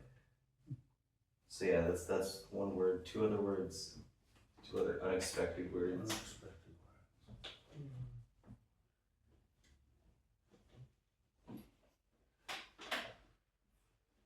Family? I don't think people realize how much of a family we are. Mhm. And, you know, if something comes up in someone's life, like, we're the first to say, oh, don't worry about, you know, band practice this week, you know. It's probably Take a because the state's so breather. successful. Yeah. There's a lot of drama between a lot of Yeah, things, you have to you have to let it breathe, and we're a family, and we all have like a lot of respect for each other, and you know what's going on in each other's lives, and we make it work. Like, look, you, when I was having my knee issues, it took so long, and then to expect the rest of the guys, okay, guys, I'm gonna be out of commission for like a year, I won't be able to play a show, and then you have to turn down shows. And Yeah. they, you know what I mean? I kept having the fear that, oh no, they're gonna go find other bands or something like that, right? But they kept reassuring me that absolutely not, you know, they'll wait until It's a I'm strong better. bond. But we That's still, awesome. yeah, and we still practiced every week. That didn't change. It was just modified for me to sit down, right? Yeah.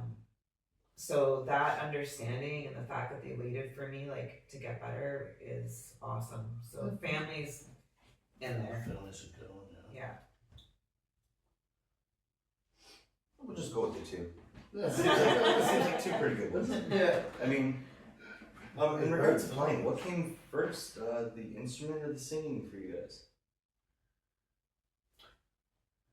When I write music myself, I play on my bass, right? And then the mood of the song, like I don't have a set intention of what I'm going to be writing about. It's gonna come when I hear the music. It's easier to hear Yeah. that tone first. Yeah, the tone, the frequencies together. Get a And then little riff going or a progression. Yeah. it'll create a mood, and then that mood will create lyrics. Yeah. And that's my progression. And then what I do, usually we do this together, or once I come up with that thing that I like, you know, then he'll modify it and we'll make it more workable and work on the chorus. Fix it and key adjust it, you know. You're C sharp there, not C, right? That stuff. But Then we bring it to the rest of the band. once And, you get a little but bones now I going. find lately we've been writing songs all together, like in the same space, and that's been so fun. Right. You don't hear that a lot either, unless it's like expected in the studio. You know, like labels are pushing them to write. Yeah, Yeah. It's hard to get four people to go in a direction too. yeah, Oh yeah, and to stay organized too, right? Yeah. Like, as musicians, I'd say, you know, any kind of artist, we're broken people, right? and it costs money too. So that whole time I was down and out, like we still have to pay for the practice spot, right? So Yeah, the bills Oh, kept that's rolling right. in, even though we Yeah. couldn't earn money. We're fortunate we are in a good spot with the 4 records that we're able to take a year off. But yeah, we got to get back to work. Yeah. No doubt. Yeah, not playing's gotta get to you too, right? Like that's one of the things I miss was traveling and just playing for the crowd. Those fun. families that would walk by and like, dance with the kids and shit. Yeah. It's like, that was enjoyable. I don't even need you to drop money in the hat. You know, you brighten my Yeah, day. Exactly. Sometimes just that little bit of enjoyment that you bring that mom and that kid is all you need. all I can say is being a musician, like you're definitely not in it for the money. You know, No, not at all. Not anymore. It's passion Yeah, and heart. it's- Like there's only like the top 1 There's too many nothing people percent. that want to be that musician, but there's never gonna be like. Can you imagine what it would have been like for Elvis? I'm bringing him up again, but can you imagine being the first person to ever have that kind of fame, that kind of everything, like, Yeah, like and that kind literally having of people stress. crying in the audience. You know what I mean? Like, yeah, going hysterical. fainting Yeah, level. and then them saying they can't show you from the waist down and shit too. Like that's such a weird thing. Like, Oh yeah, all that hip grinding. yeah. It was too much. People It were was too clutching much their for the pearls. church, yeah. Do you think Were cannabis you has helped clutching your pearls? shape? Do you think cannabis has helped shaped your outlook as an artist? There's a fly in here. Yeah. He wants a piece of the action. Happy 5 minutes of fame. Yeah, right. 5 minutes of fame. Yeah, I think it has helped shape in a way, like, especially now when I'm referring to like pain and stuff, but creatively, I think it's helped definitely, you know, because we're all mellowed out and it's fun like that. We wrote a like yesterday at practice. We were basically writing a full song, and I'm sure we all felt good. That's Oh, awesome. yeah. So Cannabis assisted. yeah, it was assisted. I just feel it helps people be a little bit more open, other than like people might have a bright idea but too held in to express it and then it never gets shared. Exactly. For sure. I wouldn't have the same level of confidence, I don't think, when it comes to that, like writing in the same space compared to now, right? Do you write songs with your own voice in mind too? Or do you just let it happen? Like, is there a certain sound Well, you train? well, I know my range, and I try to play within it, but I also try to, every time I can, go that little bit farther. And now, like, I know I can reach different tones way better than I could like 5 years ago. And I can reach higher notes, and I have way more variation in my voice. You can hear the You tonal train, it's control. training, yeah. Yeah. For sure. Yeah. So. So you guys have 3 or 4 albums? 4 now. 4. Yeah. I was aware of 3, like Omnipresent, Visions, and then Be Kind for One. Am I That's correct? Yeah.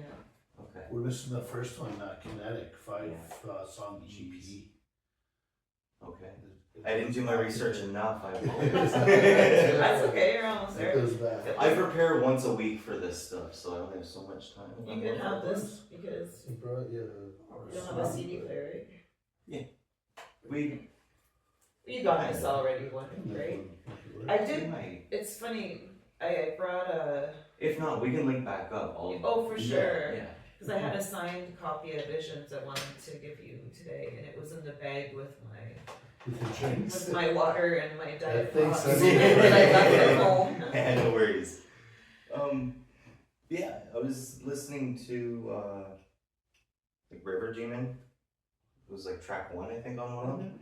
I'm reading because I had to write things down so I didn't forget. Yeah. I definitely like that little ending solo, like at the end. It's kind of fucking powerful. It's a really good song to start the album with. It kind of gives you a taste of what to expect. Mm-hmm. Thank you. Thank It you. was like a nice choppy breakdown too. Like I feel like if you were there, like even a sit down show, you get some people up and like kind of start bumping into each other. Yeah. And, you know, it was. I like you know, the harder ones or the edgier ones a lot. I listened to all this too while I was at work too. So like our clientele were coming in like, oh, what is this? I'm like, oh, it's nice. Bruce French. Oh, thank you. Yeah. That's awesome. I always shamelessly promote myself when our guests that are coming on. So. Oh, for sure. For sure. And likewise, right? I'm always about helping people out or, you know, scratching backs. But the song Manic Dog, Yes. what was the inspiration behind that? I think that was like my favorite on that album. Yeah, I like that one too.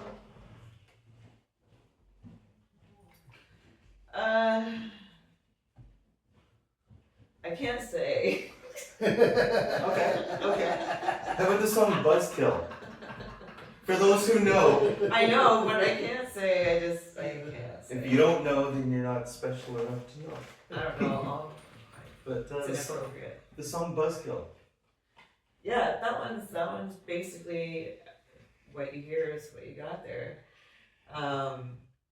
It's basically about having a buzzkill everywhere you go. You know, like it could be like the perfect environment. There's always that one person that's gonna be like a party pooper or somebody that's just gonna kill the vibe, right? So it's about putting yourself in different situations. If you think there's no person in your group, in your friends group, you're that motherfucker. yeah, That's right. you. Don't show up. Everyone will appreciate you. Buzzkill is a good song. That actually it got played out of Hamilton on the radio on Oh, no, see? 107.9. There you go. Yeah, like I really like that one it actually. was our tune that kind of got on the radio. Nice. Yeah. So how do you guys balance the physicality of your instruments with singing and while still like, you know, expressing yourself on stage? Like there's obviously stage presence those people wouldn't come to shows and shit. Like you're expected to, you know, get up, whatever you do on stage, right? Like, Yeah. so how do you guys balance it all while staying in tune, remembering what you're doing, like, or is this asking tricks of the trade? No, not at Oh all. no, We this just smoke weed before we Yeah, play we're- around. we're not gatekeeping at all. It's just Everyone just gets on the same level. See, it's no cannabis. gatekeeping here. Comes back to cannabis, Yeah, really. Yes. yeah. No, it's fun though. It's fun doing that. It's fun being a performer. Yeah. You want to do it. It is. It's a camaraderie, right? And you meet so many people and stuff like that you wouldn't otherwise meet. And it's just fun, like being able to kind of let go once in a while, you know, or have something to look forward to. Yeah. Yeah. No. What's the favorite place you've ever played? There's a few good ones. I Um, like the festival here in town. We did the WT festival. Oh, the What the Yeah. Fest. Yeah, we headlined the main stage, or the headlined the side stage. So when we were Fuck yeah. getting ready to perform, we actually got to watch the beaches open for us. yeah.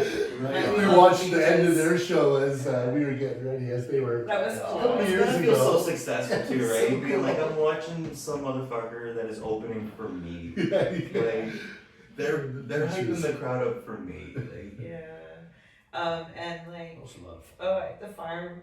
I like playing at the farm. the farm, where's that? That's the one that we'll be at on Oh, okay. the second. But they used to have these amazing Halloween parties there, Ooh. and we played a few of those, and it was an incredible experience. But it was an amazing old barn, a chicken barn, and it was about 150 feet long, and it was broke off into about 12 sections, each themed room, like mass murderers or Amazing. So you guys keep Mummies. talking about this barn in the music fest, and you remind me of this one hillbilly event that I really fucking love. The Havelock Jamboree. Yeah. It's fucking so fun. Uh-huh. It's like all these country bands, it's just a bunch of hillbillies that get together. It's just a Yeah. dumb drunk fest. It's just having fun. Like, I didn't really fit in because at that time I had like my fucking 4-tone mohawk. You know, I had to ride like city bus in town like sideways and shit. So Yeah, but we met a lot of good friends and still friends with those people today. So Right on. and that was quite a long time ago when we Yeah, first 7 were years, there. 8 years. 7 years, maybe a long, something like that. 8 years, maybe. Yeah. has there been one moment on stage that's just been like, we'll never top this?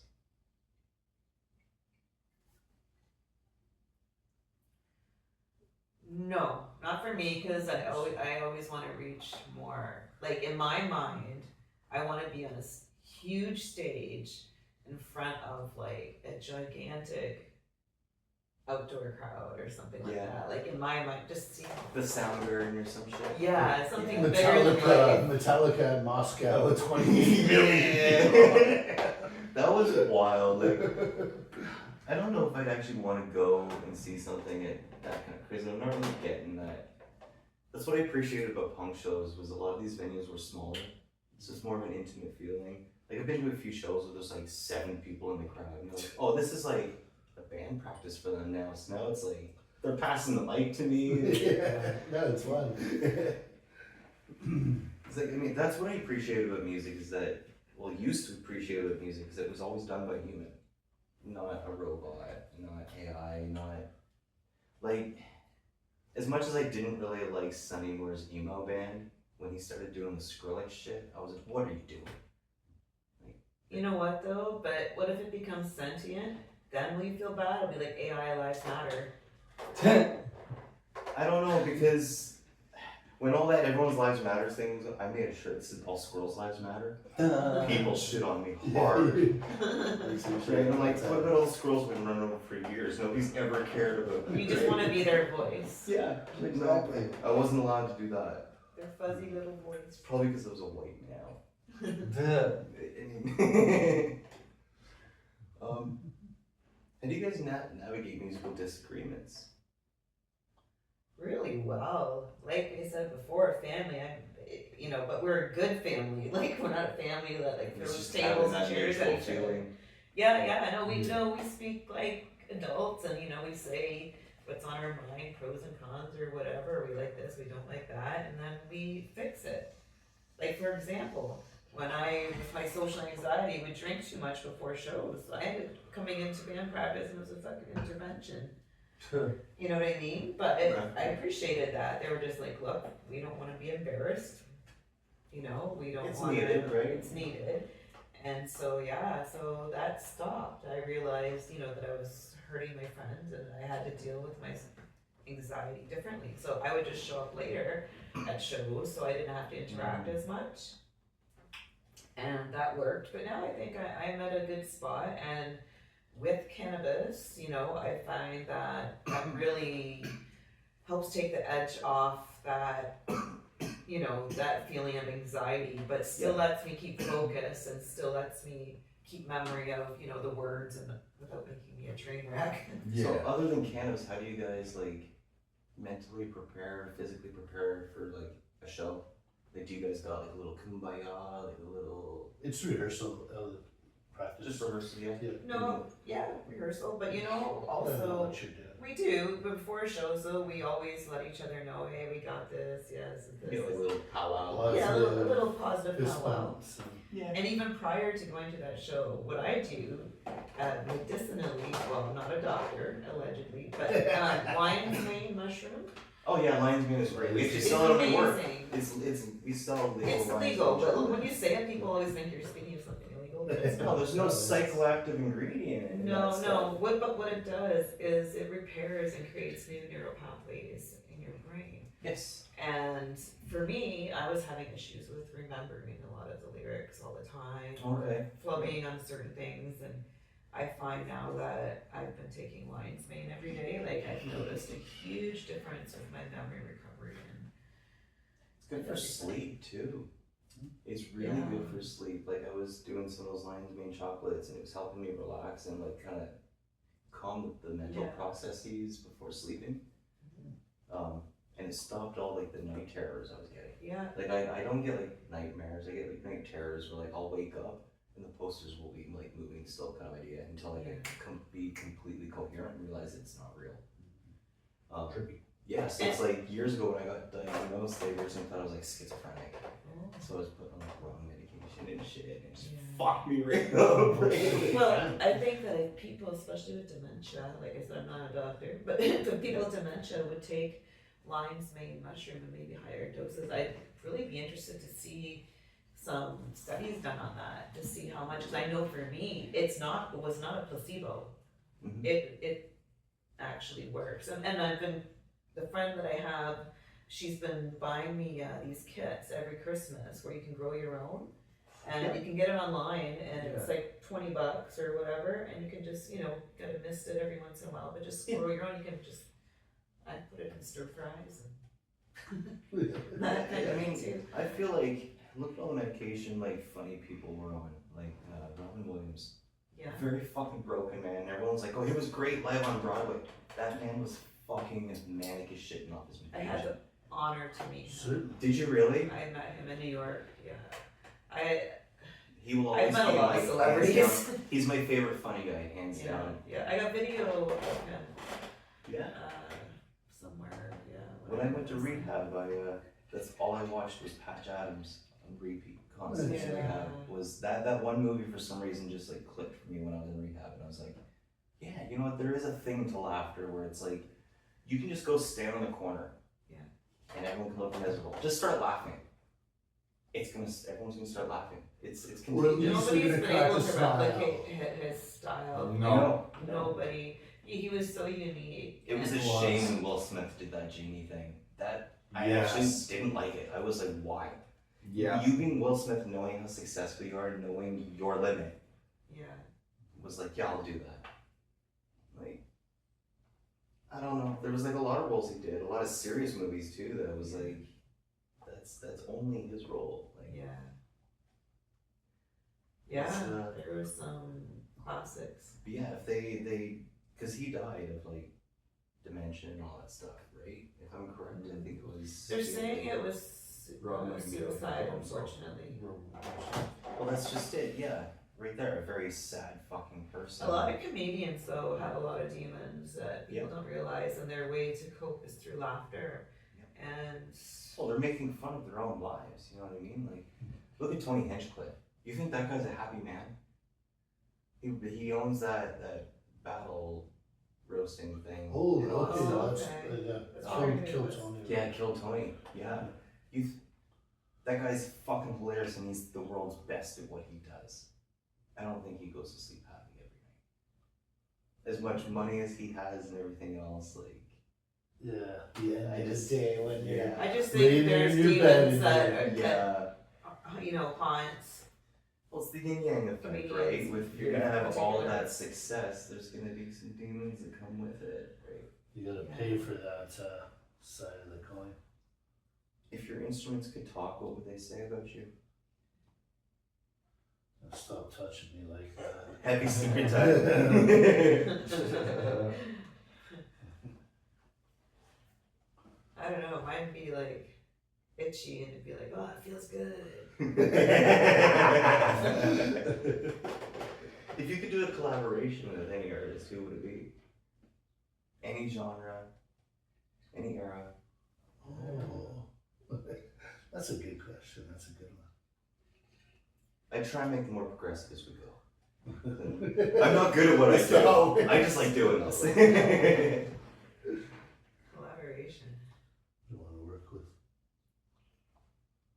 Even if they had no control, you just wanted their sound in it. You had full control.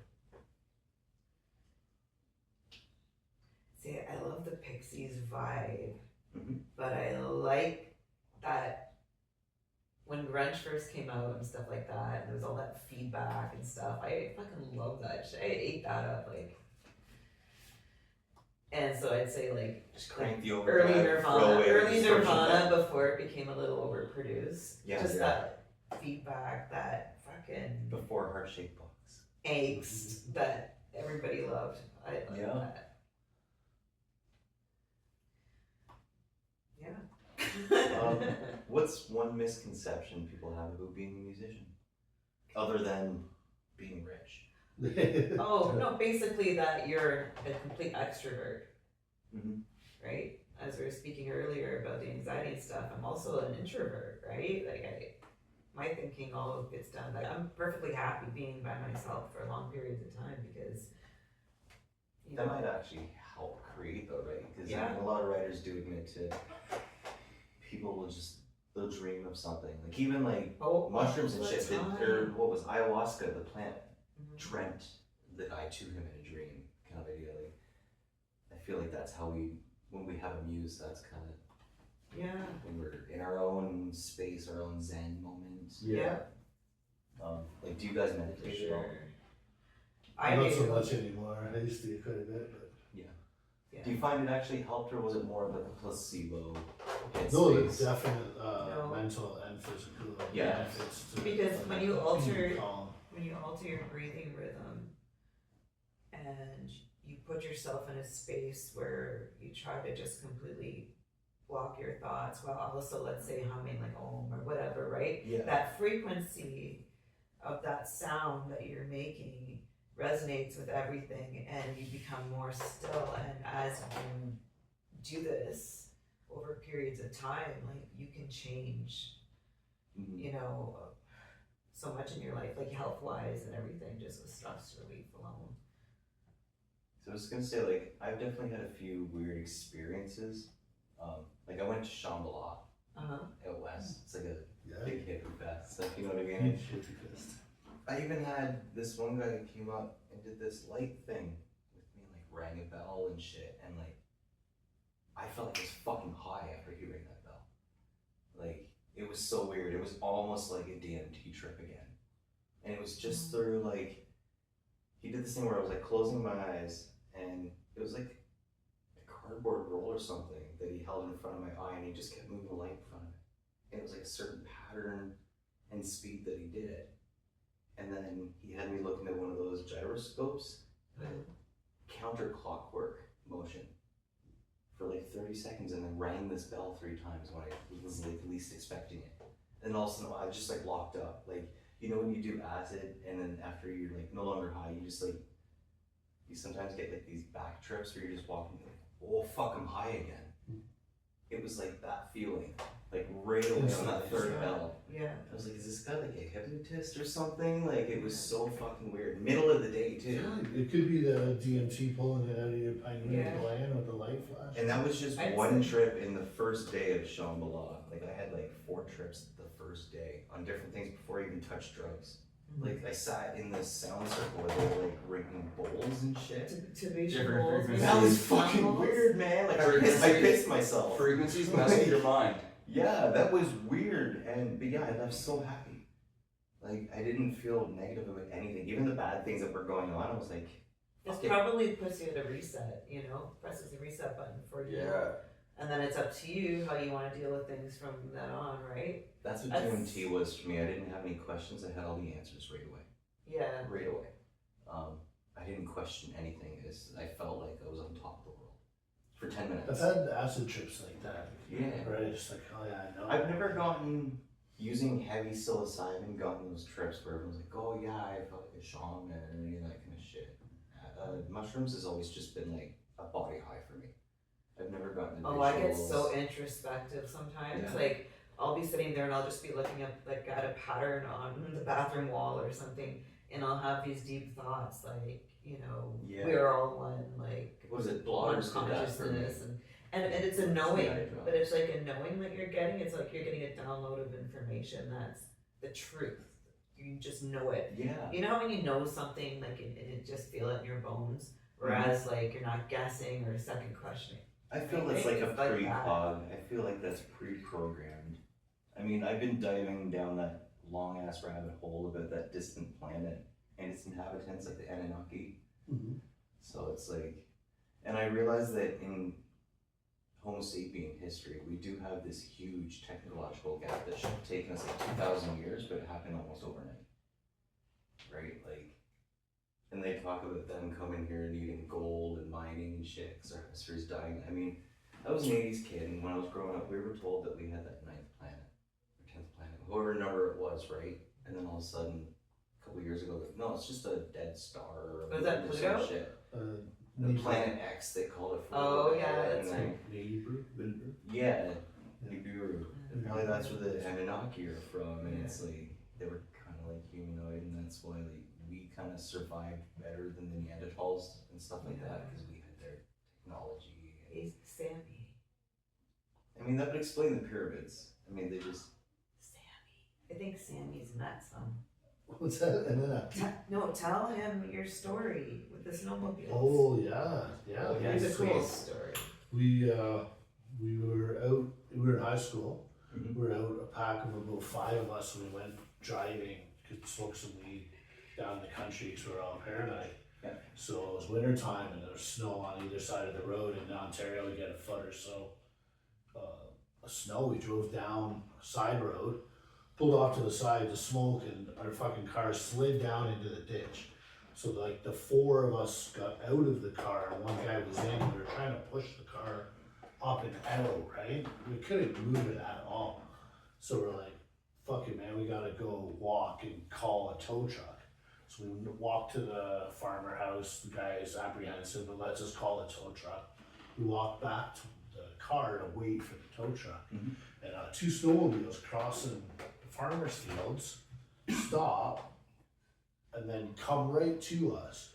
The dude got off his snowmobile and he was probably 7 feet tall. It's Gray all suit, white. gray suit, hat, Right. couldn't see inside. There was 2 of them. They came over to the car. We all got there and we pushed the car up onto the road. Like these 2 guys, like no problem with us. We were able to push the did car they back talk up. to you guys? Didn't say anything at all.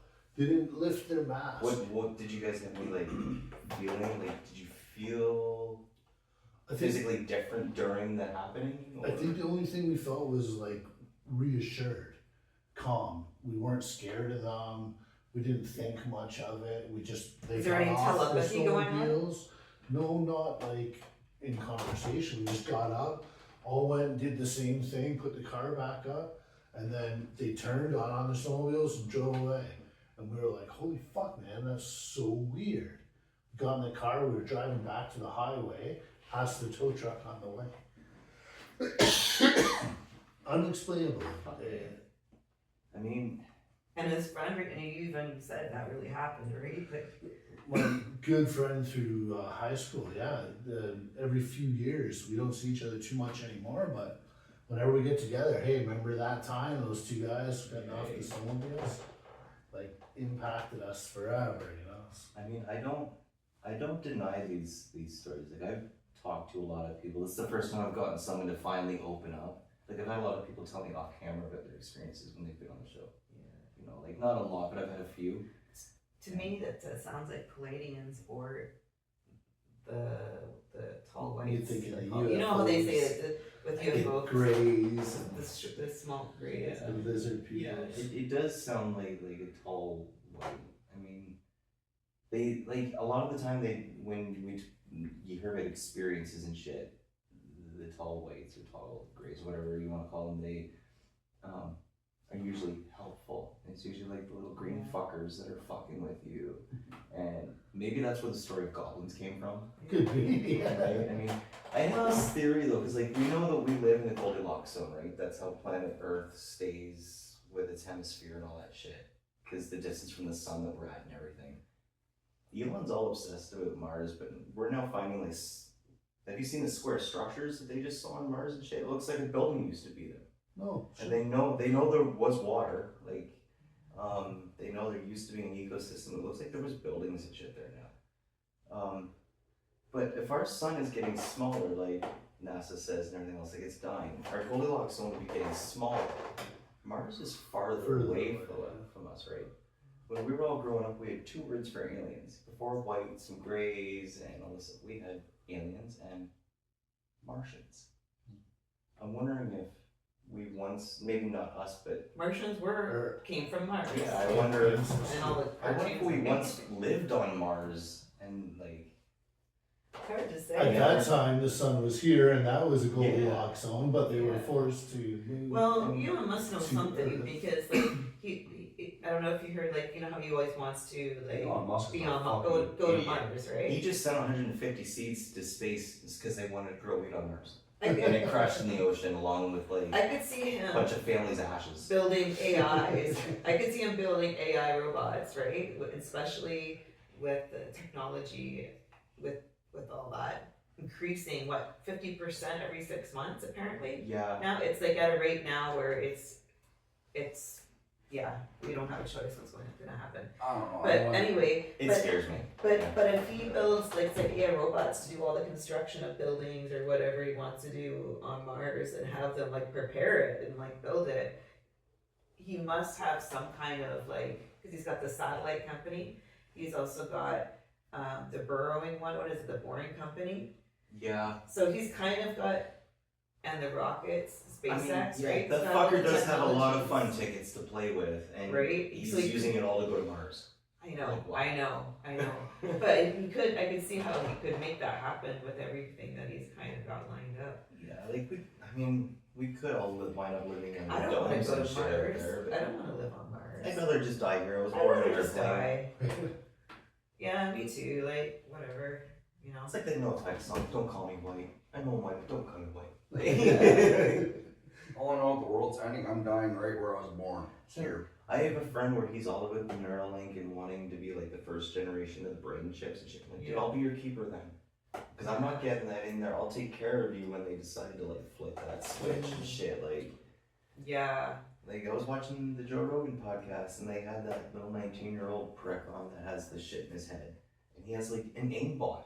So he goes on and plays like Call of Duty and shit. Oh, He's like a whoops hacker. everybody's ass, You know what I yeah. mean? Like, now we want to put that into AI bots and sex bots and shit. Are you fucking Probably a stupid? bad idea. eh?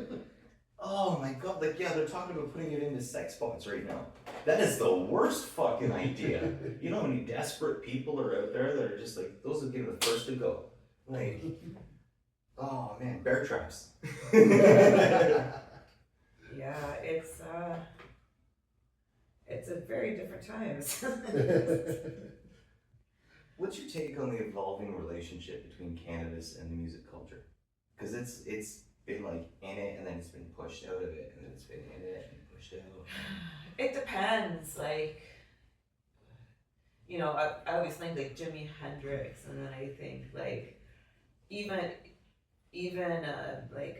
the movies Cheech and Chong and all that, right? And I mean, we had I that don't know. comedy Reefer Madness, yeah, right? Like, Reefer Madness, yeah. Actually, we went to our friend directed. I think she directed that. Yeah, yeah. It was they had it in Paris, and we went to go see the play.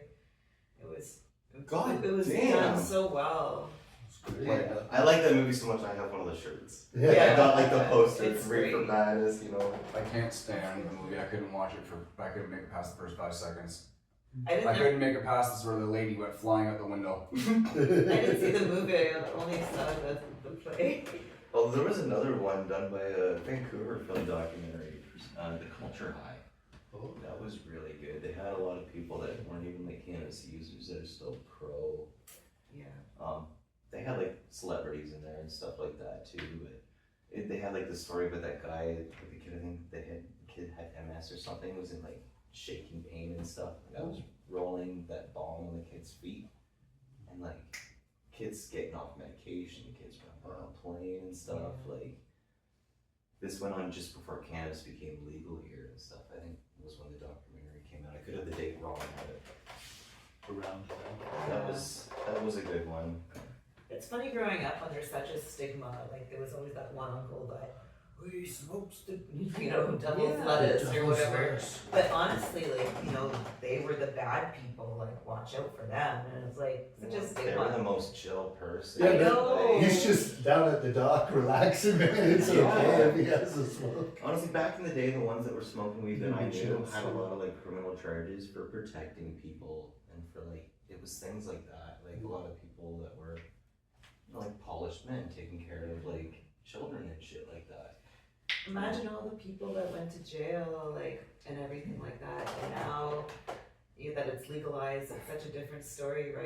It makes you just like, oh, bad timing. Didn't that funny fucker Trudeau say that there was nobody in there with like federal charges behind bars with cannabis when it was all legalized and shit? That was bullshit. Yeah, Like, you don't lost know. I mean, I get it. There was people behind bars that was cannabis related because it was like assault and battery and shit like that, or like those kind of things. But like I do know someone that is currently still waiting to get their date to get out. He only had 2 ounces on him, but it was all weighed up in dime bags. And 2 ounces of Diabex, that's ambitious. he was caught on 115, like coming up Peter Road. Okay. And they hit him with like transportation, the illegals, all that stuff, and then like With it being intent to Diabetic. sell. Yeah, exactly. I was gonna say, with it so being it was Diabetic, like, so it's not just possession of marijuana, it's also intention to sell, Trafficking. distribution, trafficking, technically. and then resisting arrest. Yeah, so there's also other charges on top of it. Yeah, so it's like I get it, but like it was such a vast statement to make that he should have been like conditionary, Right. Yeah. as there was a lot of different things. Well, I that- see it like this, right?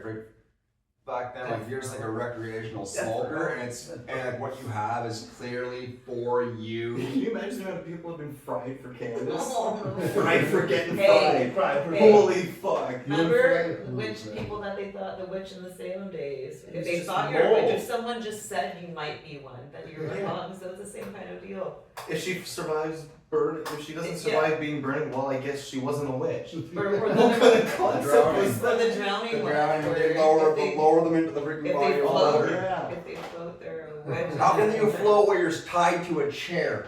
And it was just moldy bread. Yeah. Like, Oh yeah, when they had that was that the mold that grew on that bread? yeah, what's it? Or on forgetting the name. grass. Yeah, I'm forgetting the name of it right now. I think it starts You know with it. S Tea. or T. Yeah. Maybe. But it made everybody get like a little, A little crazy, yeah. Yeah. You're the one that told me about it. I'm surprised you don't remember. I don't remember a lot of things for some reason, It was all the mold on the Short grass. term. What would you say to younger artists who see cannabis as part of the creative lifestyle? Because we all know that there's a certain time and place when you should kind of maybe start partaking. Don't jump in too fucking early, right? Like, I would say to them, you know, when you've reached your full brain's maturity, then, you know, then feel free to. I mean, it's so, that's such a hard thing to call because that depends on the person, right? You want the person to have a conversation about it. Yeah. You know, have the conversation and, you know, it's just to me with the carcinogens, like for example, my son is 17 and he only has one lung.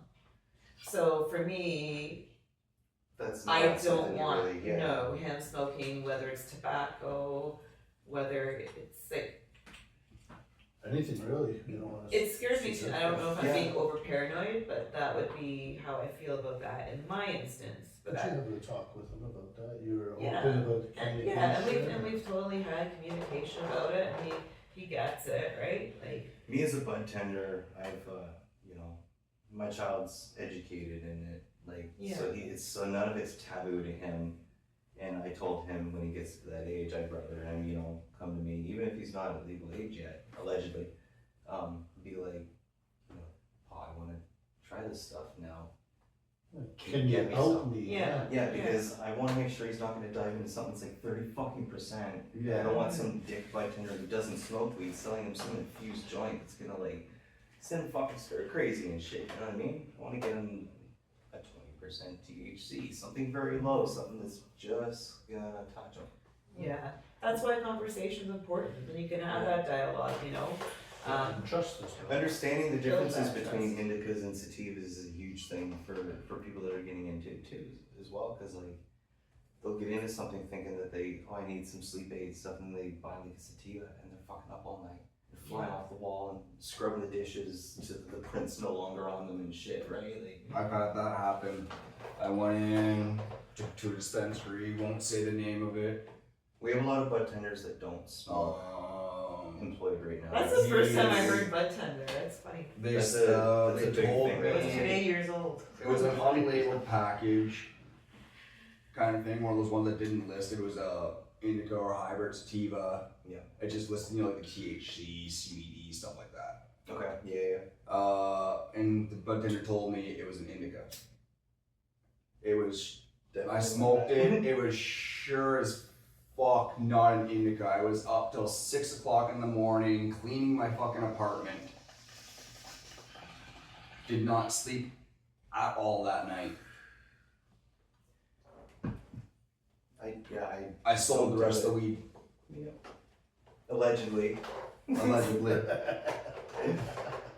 This A lot of alleged shit happens on this You show. know what? This is like an Ozempic pen because it's like it tastes so good.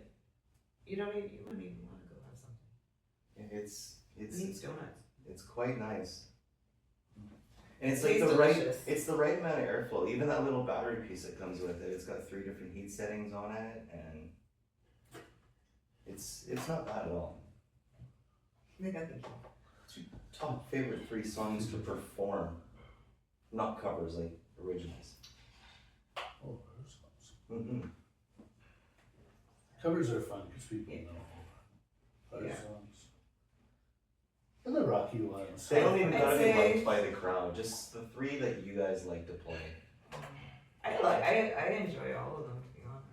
It's like your children. It's hard to pick which one is Yeah. is the best or the favorite.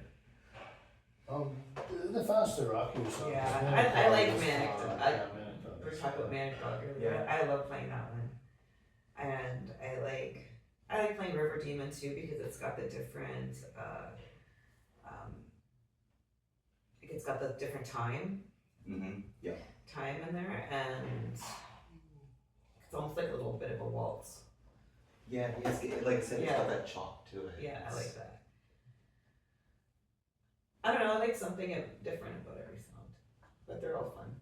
Fair. Yeah. Do you guys have any like bullshit filler songs? I know like there is some bands that are like, oh, we need to put like a 30-second, 40-second song in between something just for shits and giggles. Do you have one of those? We don't do that. Or like a joke song? Do you have like a But joke song? we slide in We stuff. do, yeah. We do the slide in. Yeah. Yeah. So we'll play like in Manic Dog, there's a break live where we take The a Bangles. portion of Manic Monday by the Bangles and incorporate it to the same key Okay. Yeah. and tie it in for a half a verse and a half a chorus, and then we go back to our tune. Yeah. Yeah. We know a lot of And songs we can do be that- CGA minor and half. And we do that with a whole song that we cover too, or a song that we insert a little bit of a whole cover in as well, and broken. So there's nothing in there that we have to slide in to make sure the set's 45 or nothing. Yeah. We've been at it for a while now. We got a few tunes. Yeah, You guys are independent label or? Yeah, we're fully independent. yeah. Yeah. That's awesome. I like that. It shows a lot more care. You know what I mean? Like, I think that's honestly what made No Effect so successful too. Is like, I mean, they did their own thing. You're better off being independent, like we're saying. Didn't the Beaches aren't they on a label and then they're off the label because they can make more money being independent? Yeah. And then you start seeing all these artists getting bounced around on different labels. Like, I remember at one point, what was it? Miley Cyrus and Taylor Swift or something like that were on the same label as Atreyu. Oh wow. Right? I wonder who they're gonna promote more though. 'Cause I mean, like originally, like Atreyu was on Victory Records. Like that was a cool label back in Yeah. the day. They had some pretty hard punk bands and like hardcore bands. Shit Well, like that. being on a Compact label used Kid. to mean something. Yeah. It used to mean They something. had a It certain was- sound. Like this is what our label takes on. Yeah. Yeah. Yeah. Yeah. They would It's like- handle all the promotions, everything else. You don't really, you just worry about making the music and being showing up. And then it turned into an industry, and let's just produce shit. Right. That's what I don't like. It's how much can we steal from the artists? Yeah. Make the artist pay for radio play. Well, That's look at fucking Prince. garbage. You know that's why Prince changed his name, right? It's a record deal. You never meet a musician who said they got a good record deal. Well, a lot of bullshit antics happens in that stuff too, right? Because like Eminem started dropping bombs on Michael Jackson all the time, and then I'm pretty sure Michael Jackson bought like all the rights or something like that. Yeah, he didn't say nothing to Yeah. Marshall Mathers. He didn't say nothing. Yeah, and he just Then he went and bought his Big- whole Oh, catalog. yeah. That's a big diss right there. Like I love it. I fucking love it. Like, So yeah, you guys obviously do have some upcoming tour dates. Do you have another album coming up or anything? Any new songs you've been writing? Oh, so many. Well, with the off time came more practicing, right? In lieu of, so I just didn't want to be on stage and not being able to be myself, or to be worried about sitting your cut. Yeah. So yeah, with all that time off, I've had a chance to. Is this still going? Yep. I just make sure sometimes because it's a cell phone. As long as that thing is still lit up red, you're still recording. Oh, you can Yeah. see it. I can't Yeah. see it. Oh, there it is. There we are.